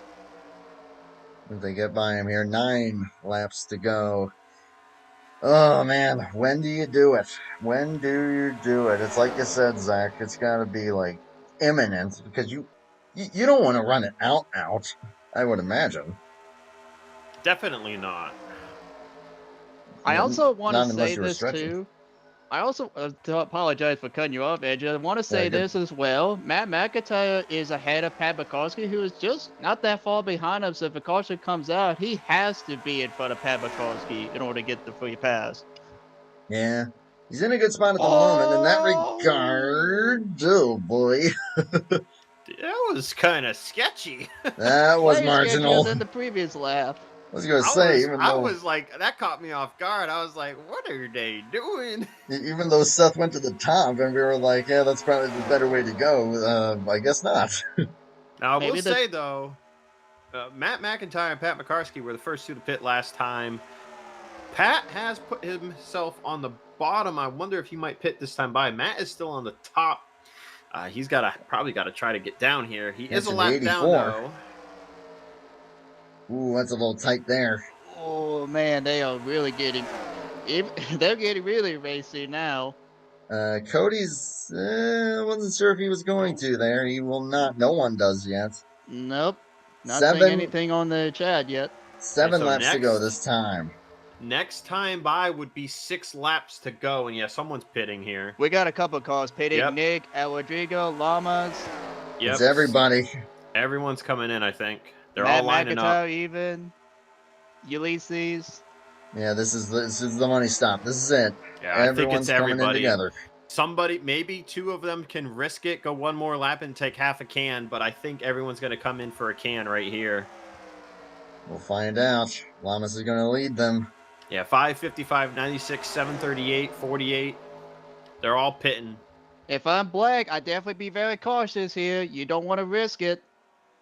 Coming in. Gets on the Everyone's brakes. a little hot, locking it up. Oh, Next don't lock it up sideways. too much. Oh, that was beautiful by Blake there. Perfect pig entry. Just Beautiful. exactly what he needed. Oh, Beautiful, mate. He's- Everybody. I have a bad feeling. I just watched Blake is speeding on pit road right now. That I was- don't know. Oh, dear. Oh, just- Rodrigo spins. Norman just spun Rodrigo. Oh, Matt McIntyre right in front of it. Oh, Ah. that's going to be it for Rodrigo. And for that was a beautiful. Oh, no. Rodrigo Oh, that tried to just- back it into his pit stall, and Blake Oh, tried to get what? This out, is and that's going to worst put case Blake out of scenario. the pack. I He's think Blake might have to serve a black flag because he was doing about 56, 57 for a minute there. We'll see what the call is going to This- be. This might go from insult to injury and open this thing right back up here at the very end. As long as McIntyre kept it clean, it's going to be big. But it's going to be Gunther Sandoval. Norman, first 3 out. Lamas, if he can hold on to them. It looks like they're waiting for him. They might be Yeah, waiting Norman's on Pat waiting for him. McCarskey too. They're all slowing up. I'd be surprised. Let's see what the situation here is. He's going to probably bring it down right away, I would imagine, if he I does have think- a penalty. I think Matt McIntyre has to come back in. McCarskey Let's had see. to. Blake Warren Blake's is staying still out, so out. I guess he got away with one, but Matt McIntyre is coming back in. Oh my goodness. Can you believe that? 5 laps to McCarskey. go. McCarskey pit as well. It looks like both of them got hit with a speeding penalty. And Blake did not. I'm actually also surprised that Cody didn't. I saw him knock on 60 miles an hour at one point. So, But he might have backed off just enough to be able to negate it, maybe. yeah, I mean, he was going slow on his way out, so he might have got lucky with the average because it usually is an average thing. gotcha. Coming to 4 laps to go. It's going to be a race between these 4 drivers for the race win. We're going to confirm with Blake Warren here just to make sure that he didn't just stay out for a lap there. And he did not. He's still out there, so it's looking good for him to get into the postseason. But we still got a race winner to decide here, and this has been awesome stuff. And thank you both for joining me for this one. This has been fantastic. Always. So now what do, Dunn? There's only 4 of you out there. You're all friends. None of you need to win. Obviously, all of them want to win, but who helps who? Like, if Ulysses or Cody make a move, like, does Michael follow? Does Cody follow Ulysses? Like, who do you go for? Who do you go with? You're coming to 3 to go, so you got to figure it out. Well, I do not like the fact that they're leaving the bottom line like that, because if all it takes is one driver to go down there and everything kind of unravels itself. So it's really about it's mainly just it's going to be more so like just try to be guessing, I guess. It's to try to be lucky. Super speedways are always unpredictable. So super speedways are always unpredictable. So it's hard to say when's the right time. As Ulysses Sandoval goes on the outside, he's got help from behind. Sandoval has yet to win a race this season too. That's so very is Cody true. Lamas. They straight up ditched them. Sandoval and Lamas, like you said, looking for their first wins of the season. Gunther and Norman. Gunther's looking for his second. For his third. Norman for his second. 2 laps to go here. And they are not going to catch anybody, so they're not going to be able to get the draft off of any lap cars. So Ulysses is going to have to play defense here if he wants to win this race. He's going to be blocking hard. You know, he got an aggressive driver and Cody Lamas behind him. And Michael Norman is always hungry for one of these things. But can Poppy get it done here as we are coming to the white flag here in the fantastic Daytona regular season finale race? I would still not count out 55 and the 22. I wonder if they're going to link up together trying to make something happen. Cody's looking. Here's they the go block. Low, he go high. White flag. Great block there by the 96. Able to defend for now. But Cody's going to have some time to try to build back up another run. I think Michael and they're going to have to back up. They're going to have to get a run down the backstretch. There's a slight gap. We'll see if it's going to be enough. If Gunther also sticks with the 22. There goes Cody. 48 underneath near contact. It's going to do 2v2. No, Ulysses gets back down. Nice move there. Cody goes up. There goes down. Oh, almost close. He's there. Contact. He's there. Nick goes up with Ulysses, though. That might be the difference here. Nick is going to push Ulysses Sandoval here to the win. They're touching. Cody gave him a door slam, but yeah, Ulysses gets it, man. Wow. Poppy. Wow. With the win, Lamas is like, why'd you push him? And just like that. What a race. And yeah, Nick was going to be the difference maker there regardless. It wasn't really, it was just like, all right, which way is he going to go to try to gain the spot for himself? And you went with the outside. Warren. Man. 5th place finish. That's going to be enough. Yeah, with Rodrigo. Well and truly enough. Finishing 6th. Yeah, that is the spot right there. Josh Mercurio will emerge 7th. So a good recovery. But oh, what could have been there for the 99. But yeah, the 12 will make it to the postseason top 5 finish. And I'm 99.9% sure going to get the additional cushion of most laps led on that one. So great job there by Blake. Taking back up with Sandoval. He's I think that we are going to have a very interesting interview with this gentleman. He is going to have a lot of fun. He's going to be burning it down. You're on the fence straight away. Well, it was what I was trying to say earlier before I, messed it up, butchered it, is Super Speedway, it's all, honestly, what I really try to say is there's really no perfect time of when it's the time to go. It's just, you just have to go for it and just hope it sticks. And yeah, Sandoval just found the perfect time and he made the right moves, and it was just enough to be able to get in front and stay ahead and win his first race of the season, which that was great defensive driving by Sandoval. That it was, yeah. Those two were duking it out there, but kept it pretty darn clean and great blocks thrown. Cody was doing just about everything right, though. I mean, yeah, it was just duking it out super speedway style, and Ulysses was able to hold on to it once they got by the 55, so. Hey, who let you in here? Pretty cool. Is that Michael? Oh my gosh! It is. It's me. I'm in here because none of you guys have the ability to move people room to room, so that's why I'm here. True, very perfectly true. fair. We don't have the keys to this booth. As the 96 got flipped upside down for good measure in celebration. Oh, that's the way to wrap it up there. But man, what a great race there. That was awesome to watch.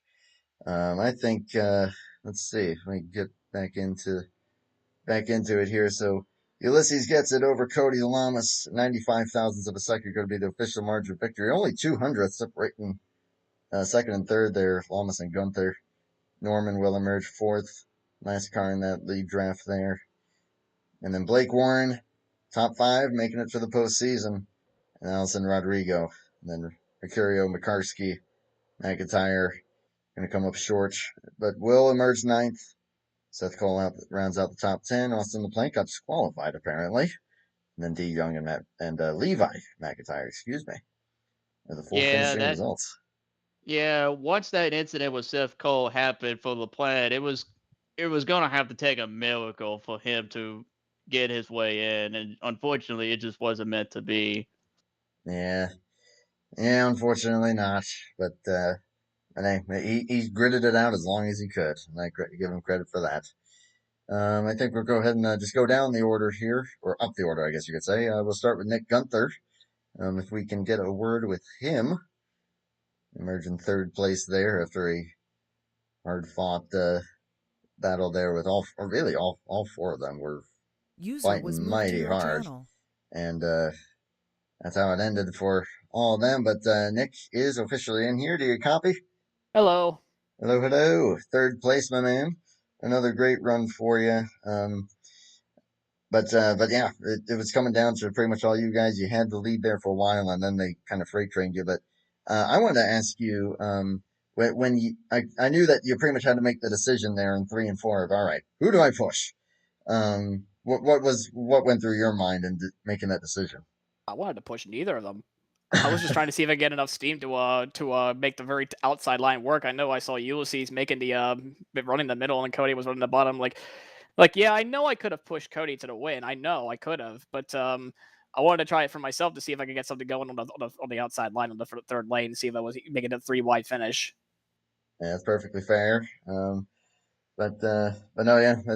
At the end of the day, it was down to U4, and that means pretty much that U4 were the best with the final execution there on those final few stops. So, and even on that first round of stops, you were able to keep it up there. I think just keeping that consistency going. I mean, pretty sure you were the point leader coming into this thing, and it shows. But I guess going to be able to take this momentum into the postseason.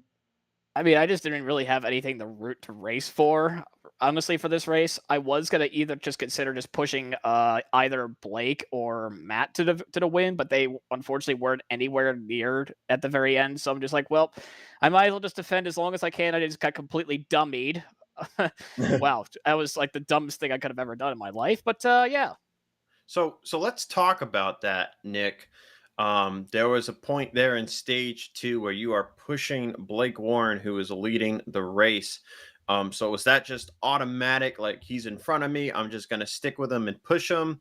And if it was Matt who was in that situation, you would have just done the same thing. There was really no one or the other mentality. It was just whoever was in front of you. That's correct. Spot on right there. Fair enough. Don, you got anything for him? Yeah, Nick. As I was watching this race, we saw really almost everybody being competitive and challenging. Well, everybody was competitive for sure, but everybody was like, felt like everybody had a shot at the lead. I know you had quite a bit of laps as well, and we saw how difficult it was to maintain that lead in some portion of the race. So, how difficult was it to try to uh, hold on to the race lead there, especially with the lines that we saw tonight? I fell for like the dumbest thing possible done. So unfortunately, he made a fake move, and I was gonna try to get back on the very top side. But if I were to do that, I would have bumper grabbed off of Ulysses, and it would have just caused a 4 race car pile up. So, Gerd. I'm not sure what would probably would have happened if I were to just come right back up. I just wasn't willing to risk it to try to find out. And unfortunately, I know not everyone's definitely not happy with me, especially as of the last few weeks of me racing. But honestly, I'm just causing chaos. Honestly, one week I caused some chaos with the with the old. I don't even know what to call Martinsville, to tell you the truth. And also this week, just trying to see if I can just make a 3 wide finish. I don't know. I know not a lot of people are happy with me, but that's just pretty much the norm. Hey, you're trying to get the win for yourself. I see nothing wrong with that. That was just where the momentum was, man. So I see no fault. But hey, still gonna emerge third. You executed perfectly. You did what you had to do, and still gonna get a great finish out of it at the end of the day. You know, I know you're gonna laugh at me because you're like, I did something stupid. It's like, hey, come on now. But floor is yours, though. As you know, you may shout out whoever you wish. Yeah, of course, of course. You know, the Fortnite Squad Racing team always giving a fast Mazda. Of course, the gears didn't break this time, so that's good. Always nice to see when the gears are all stayed within the car and the motor doesn't blow up randomly in the middle of the racetrack. Anyway, of course, we got to promote my YouTube channel, MimDQ Sites on me. We have about nearly 750 subscribers at this point, so that's really nice and stuff there. Of course, we do NASCAR Thunder gaming content. Of course, right now we're doing a NASCAR Thunder 2000 playthrough. Where we're having some good momentum there. Of course, we have to thank, of course, Disney Speedstorm. I'm going to thank Polyphony Digital always being on board of the car in spirit. Thank, of course, Coca-Cola being part of the NNSCRA Coca-Cola racing family. And yeah, that's all the sponsors I have at the top of my head. Yeah, I got you, man. Well, it was still a good race for you, and hey, this will be carrying on into the playoffs here. So best of luck to you on that front, and good job tonight. We shall see. Thank you very much, Andrew. You betcha. User was moved out of your Always channel. hard on himself. That's definitely the theme, but hey, he's competitive. Got to give him that. Let's see, I believe it was Cody Lamas who finished second. So we'll get him up here next. User was moved to your channel. And there he is. Runner-up Cody Lamas in the 48. You got a copy? Yeah, I'm here. Hey, you were juking and jiving there with Ulysses trying to get the lead there. You were able to get alongside. It was just a matter of where the push went. So, but I guess kind of give me an idea of I guess just trying to build up the run, or just trying to get that nose into the quarter panel kind of move. I'm guessing was what you were going for more so. Yeah, it was just, I mean, you just kind of have to go out and do that, try to fake somebody, and see if you could get alongside. And I got there, and I mean, really, unfortunately, what can I say? Nick wanted to make a run 3 wide, I guess. That was nowhere close to a run or anywhere close, and sealed the win for Ulysses. So, what can you do? It was kind of going to be a matter of like, hey, whoever won that race was going to depend on where third place went. So, but still, though, I mean, you executed. I was telling Nick the same thing. You were able to execute really well throughout the race there. I believe it was you, Josh, and Nick that were that top three there after that first round of pit stops. So yeah, you're able to execute perfectly pretty much on every stop, um, and keep it up there. I was worried that you sped at one point on that final stop, but obviously kept it going straight. But I'm guessing it was a 1 cam final stop there for you guys, or were you able to get it down to half? I know a few. I think Michael took a half. I was just going to do save and play 1 can. Yeah, I went up to 58. I briefly glanced as I went to my pit boxes. I believe I made contact with Blake because he was going slow on the inside line when I had the early pit stops. Not, the greatest thing to do when pitting, but it is what it is. And that's for the whole race. Yeah, I started in the back. I was just like la la la driving, and I was up in fifth all of a sudden. Like 4 cars wrecked and flew away, and there was no yellows. So I was up there, and at that point, it was just kind of a matter of hanging out, waiting for everybody to drop like flies, which usually happens. And found herself up there with Nick and all them, and Then Josh did his weird shenanigans for pitting, code words. He wanted to pit early. I don't know. A lot of questionable moves from people. Decisions today. Yeah, so can you speak on that? So was that just an early pit? Because I was thinking his game froze. Yeah, no. From what I guess he wanted to do, and we were discussing, like maybe pitting early, a little early before everybody else, and getting it out of the way, and then catching up. And then I guess he was trying to. I think he said something in the chat, which was a code word that we didn't like even talk about, and he pitted, and it was just kind of like so sudden and out of the blue, mid discussion. So yeah, I guess he was gonna try to pit, bring us all in early, but at that point, it's like we were mid discussion, so it was kind of like, scratching my head as everybody else was doing. Interesting. Because it didn't, in my eye, it didn't look like he was even going to make it. But hey, I mean, Hey, Josh can't hot pit, as the song says. So I'm we not that. out there, so I don't know. But no, it was still a great race to watch, though, and that was really cool. Don, you got anything for Cody? Yeah, I didn't even check. I got a question. I didn't even check like how the tire wear was. Was there any tire wear, Cody? And if there was, how significant? And how did the car drive as the race progressed? Yeah, as I'm sure you guys could probably see that a lot of people were trying to run the bottom and sliding up a lot, as the normal RTG tracks usually how it works on exit. I believe even we saw a couple incidences from people doing that off the corner exit.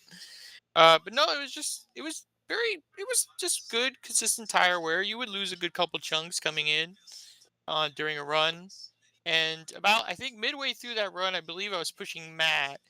I said to myself, instead of everybody going to the bottom, let's run like the first hash mark. And that, as soon as I said to Matt, I was like, let's run the hash mark, because I could see I was getting runs. And we ran the hash marks, and then we went up and took the lead. So it's just a lot of give and take. It's the usual RTD track. Bottom's not that great. You kind of have to deal with it. But yeah, it's just the tire wear was all right. It is what it is, right? At these tracks like this. Yeah, fair enough. Fair enough. Well, I mean, you've done these interviews before, so you know that the floor is yours. If you've got any closing thoughts or shout outs, you may have at it, my friend. Shout out to myself for another second place at Daytona in the series. I'm 2 for 2. Can't wait to go and run back and finish averages of 8th because of getting wrecked every other week or every other week. That's not a plate race.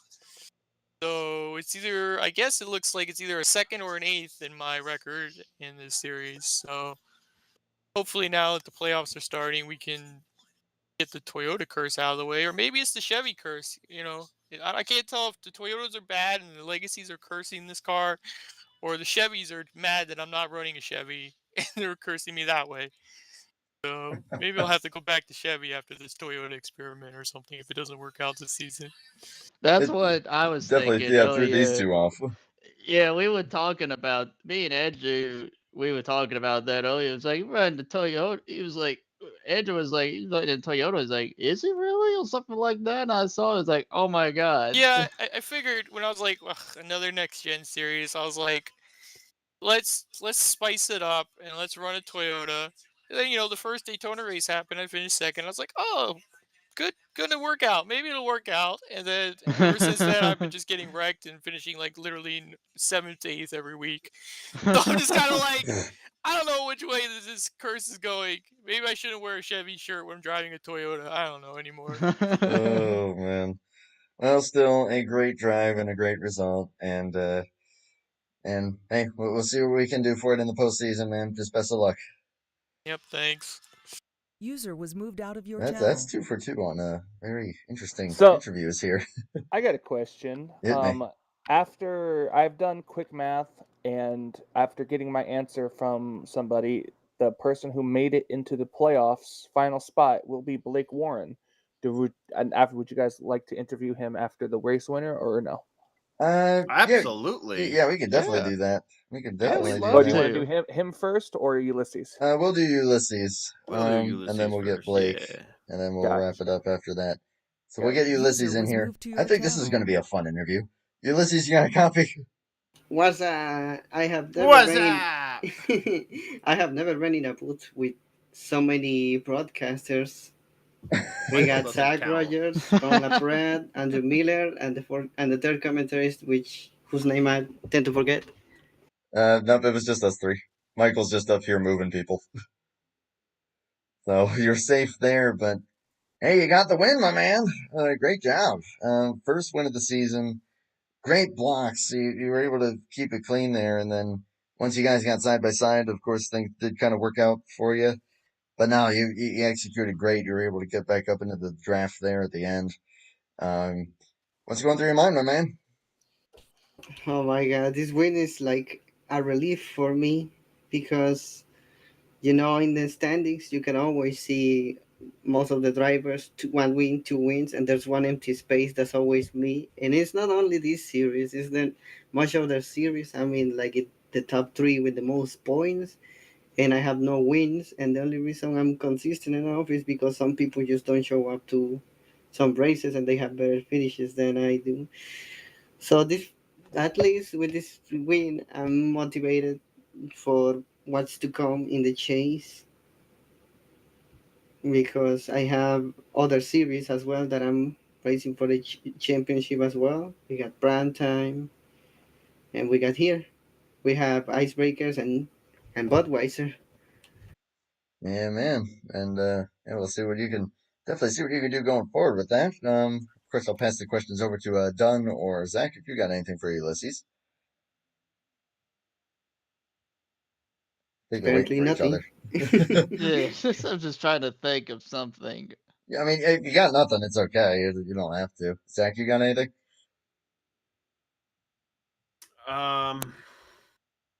We can. If you don't have anything, that's fine.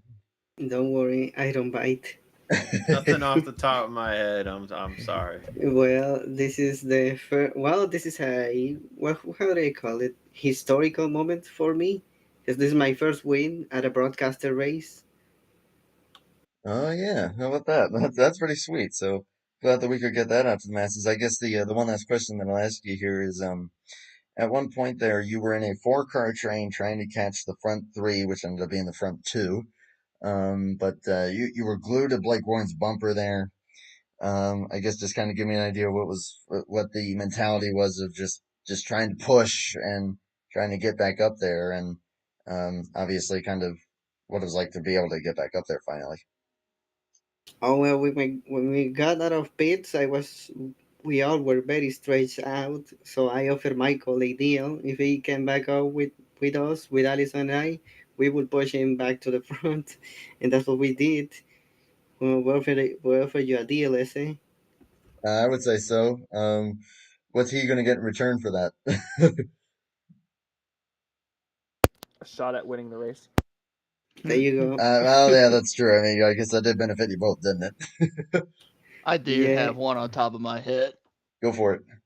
So Ulysses, I'm just looking at it here. I noticed that for lap 25 onward, you weren't leading the race. You were in the back, but you were like staying, patient there, and you didn't really, go for the win until 3 laps to go. Was that by design to stay patient and wait until it's coming down to 3 laps to go, and not make any risky moves? Well, the thing I was looking for is that if the cars behind me were willing to follow me, because I was looking to other groups to see if Cody was gonna follow me, and I saw that he just stayed still. So there's not much I couldn't do but to play with Nick so he can make an opening. Okay, that's right on, and worked out for you, Yeah. man. Yeah. Yeah. Oh yeah. Oh yeah. I finally got evidence that I won at race. I got a question. Poppy has evidence now. I got a question. Go for it. Mm-hmm. All right, Ulysses, how are you gonna party this one up tonight? Oh well, this is still late at night. My family is sleeping, so the only thing I can do is sleep like a baby tonight. There you go. I like it, Yeah. man. I like it. Well, before we let you go, you know the deal. You may give any shout outs, you may give any closing thoughts that's on your mind. The floor is yours. All right. A big shout out to my team, Wrecking Ball. My buddies Javier Negron, Garlano, Zach Roberts, Alex Ortiz, Josh Mercurio, and my buddies from Primetime, and my buddies from an NCRA, except Jess, because in an NCRA I found a new home after Talladega Nights closed. I found a new home here, so I make a lot of friends, except for Jess, but we're we're having good moments over here. I'm really glad that I found this league and I'm racing with my buddies. Not only racing, but we also play in video games with them. I think I found my new group of friends. We're glad for it. I know that Jess is going to come and get you for that one, um, but no, man, great win. That was cool to see, and yeah, you got evidence. You can show all your guys. Not only show, but show off. Show off, yeah. Hey, you even did a flip at the end for good measure at the for celebration, so that was cool to see. Yeah, I'm the wrecking ball. That's the way I celebrate. Yeah, that's what we figured. Yeah, you got to celebrate wrecking ball style. Great win, man, and best of luck in the playoffs. You know, he didn't earn the No Limbs Sandoval nickname at RTG for nothing. Oh, oh yeah. Oh man. User was moved out of your channel. Good fun stuff. Well, User we was do have moved one to more your gentleman channel. to talk to, and that is a guy who has advanced into the postseason. Blake Warren, do you copy? Yep. Do you guys have a copy of me? Yes, sir. All Fifth right. place is enough to get it done. Most laps led, I'm pretty sure. Yep. Yes, And I can confirm that. can confirm, yeah. So yeah, I was able to get it pretty handily there. After after those green flag pit stops, really. Yeah.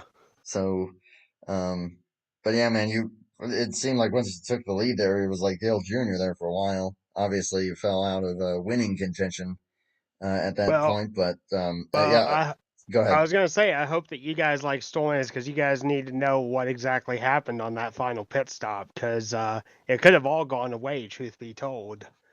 Well, So I think I know what you're gonna say, but yeah, have at it.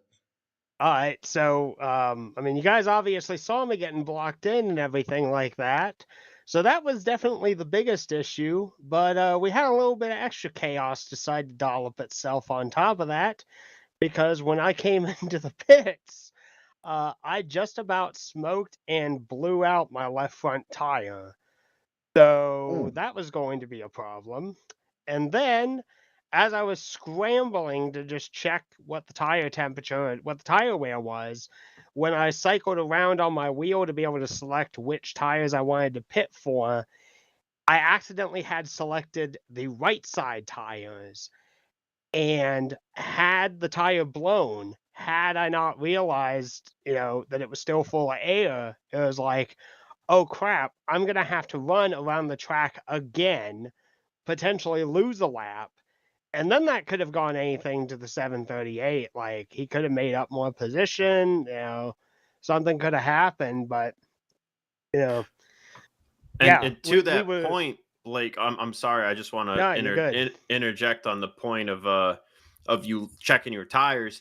I was watching you and I was watching your speed and I was like, if Blake's not careful here, he's going to get a black flag because your speed hit 56, 57 for a second there. I thought you were going to have to come back down for that.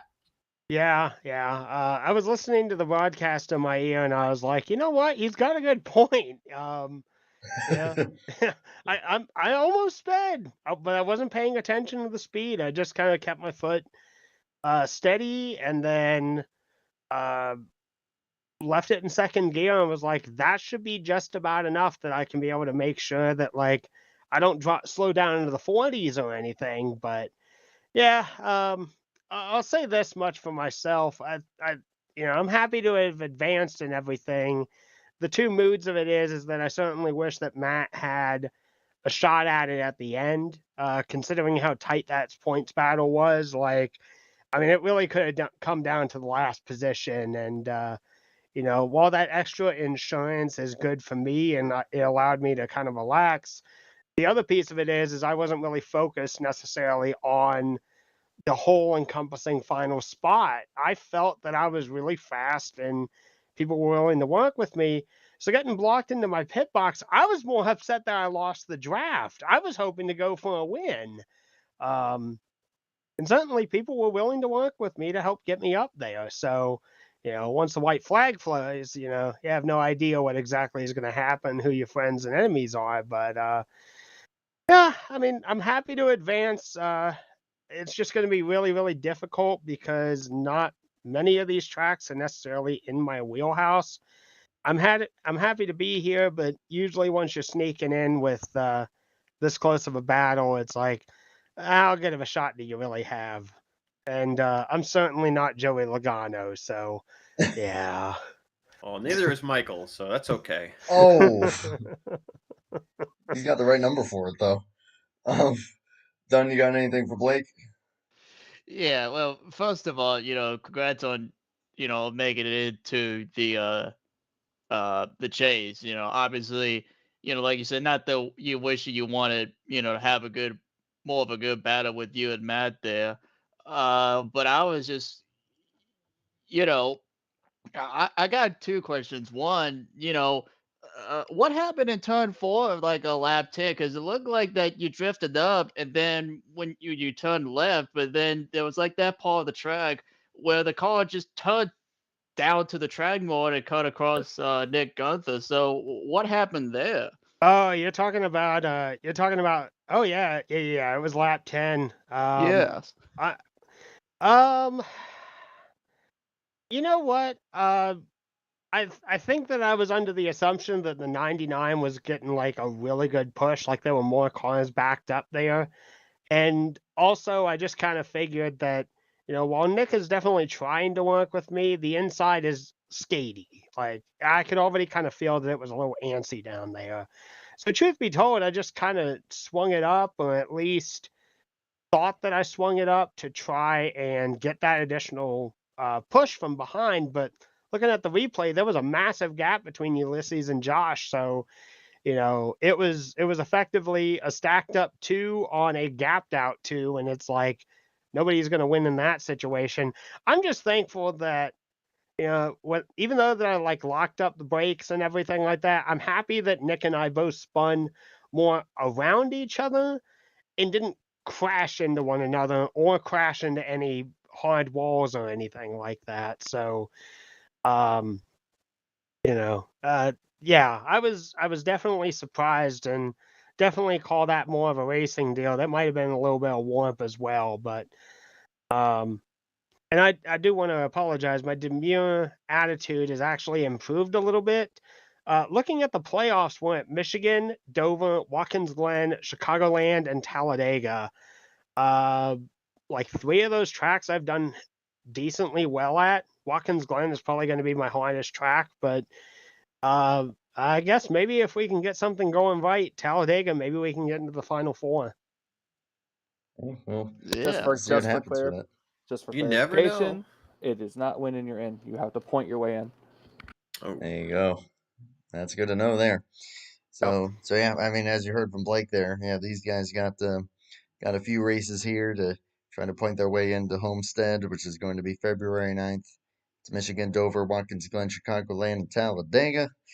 So of course, yeah, best of luck, Blake, on that. And also, Blake, I'm looking forward to probably and very likely having you in the booth on Tuesday when we come back for the Winter Series. So that's going to be a pretty cool deal there.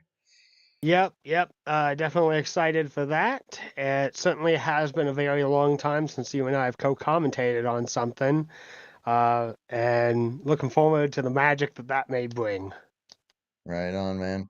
Well, I will see you then. But until then, best of luck going forward here into the chase. Thank you. Right on.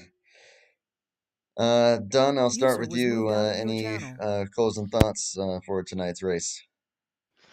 Well, for one, we saw a lot. It was pretty action packed from start to finish. So that made it very, I was off the edge of my seat pretty much the entire race just because of just how, in particular, with how this track was set up. It's really like you can make the bottom look if you have the right amount of cars. But if you have the middle or the top, even, you can make a lot of things happen as well. So it provided a lot of opportunities for everybody in the field, and uh, you know, guys like Nick Gunther, Cody Lamas, and Joshua Mercurio, really everybody, really. It's one of those.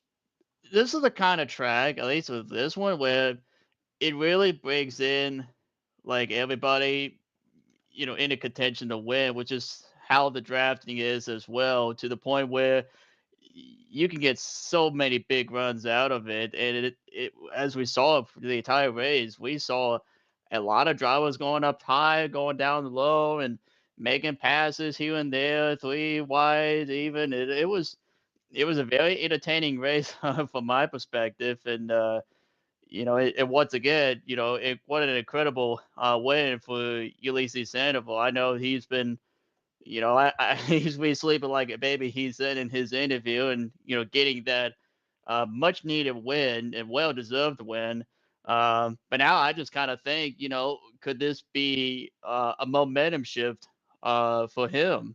We got, you know, what, 5 races or so in the at least in the chase, and then we got the final 4 at Homestead. Could this be the time where Sandoval gets his could it be the time where he ends up, you know, rising to the occasion now? We'll have to, there's only one way to find out, but I'd say right now the momentum is on his side. Right on. What you got, Zach? I don't really have much to say about the race. I think it was a very good race. We were definitely confused in the first 10 laps when we had the Seth Cole, Austin LaPlante incident that wasn't a yellow because they both remained straight. And then we had the late yellow, the delayed yellow for Blake and Nick. I can explain because that. they were on the apron. You don't have to explain it. I already know why it didn't come out at first. So yeah, that was quite the first 10 laps. It looked like it was very fun though. Very good race. I don't mean to come across arrogant or bragging, but I feel like we're the Blue Man group of commentary now because I feel like we gelled so nice tonight. I feel like we all had a blast. Yeah, Michael, what were you about to say there? Oh no, I was gonna say I could explain that. But this being an RTG track, if it was explained to me the way Seth and Ulysses said it, that it's very possible that this track, when it was made, doesn't necessarily have a specific racing surface. Oh. So any incident that happened more than likely was the reason why I did bring up the caution. So that first caution that we had after the incident with Nick and Blake, I threw just to make sure that cautions were on to begin with, because at first we were like, oh, was cautions turned off, because Seth was the one that set the server forward, not myself. After my issues, and then it was confirmed cautions were on, and then we were during that, and then when the only other caution we had was when Dylan blew up and didn't throw the clutch in. Yeah. So. Oh, okay. Also, racing point standings have been official. Excellent. Or are official, I should say. Yeah, point standings are official. So yeah, there we have it. So it is indeed Nick Gunther leading the standings after as far as regular season points go, and then he will of course be leading the championship standings for these next 5 races. It is 5 extra playoff points for a win, so Nick Gunther, Josh Mercurio are going to be tied for the current point lead for that. Then Michael Norman, Jack Merkel are going to be 5 ahead, along with Ulysses Sandoval, or a bit of a 5-point advantage. But then also Seth Cole, Cody Lamas, and Blake Warren will also be in that fight. 8 drivers going for 4 spots. And you got to point your way in over these next 5 races to make it to Homestead. That is on February 9th. So, I think on that note, though, we're going to go ahead and conclude it. Thank you guys, like I said, for joining. That was a lot of fun. Yeah, it was pretty cool. Yeah, Blue Man Group We should do it commentary. more I was often. like, Yeah, Blue Man Group commentary, man. I'm telling you, it's a good thing. You got to keep doing it when you can. Now I just got to go get one of those giant PVC instruments. And then we'll just start going. We'll have some fun.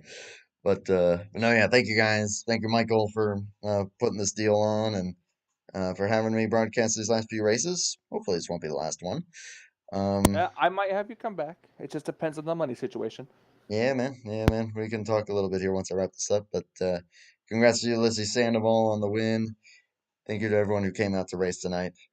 And thank you to everyone who tuned in. We'll see you all on Tuesday for Simmons Plains for the Winter Series, the first road course of their season. And then we'll see you guys next Sunday night. I keep calling it Talladega Nights just because that's what I'm used to. Because I think that's prime time now. So, but we'll bring you guys that coverage next Saturday evening. But until then, until Tuesday, stay warm, take care, bye for now. Bye.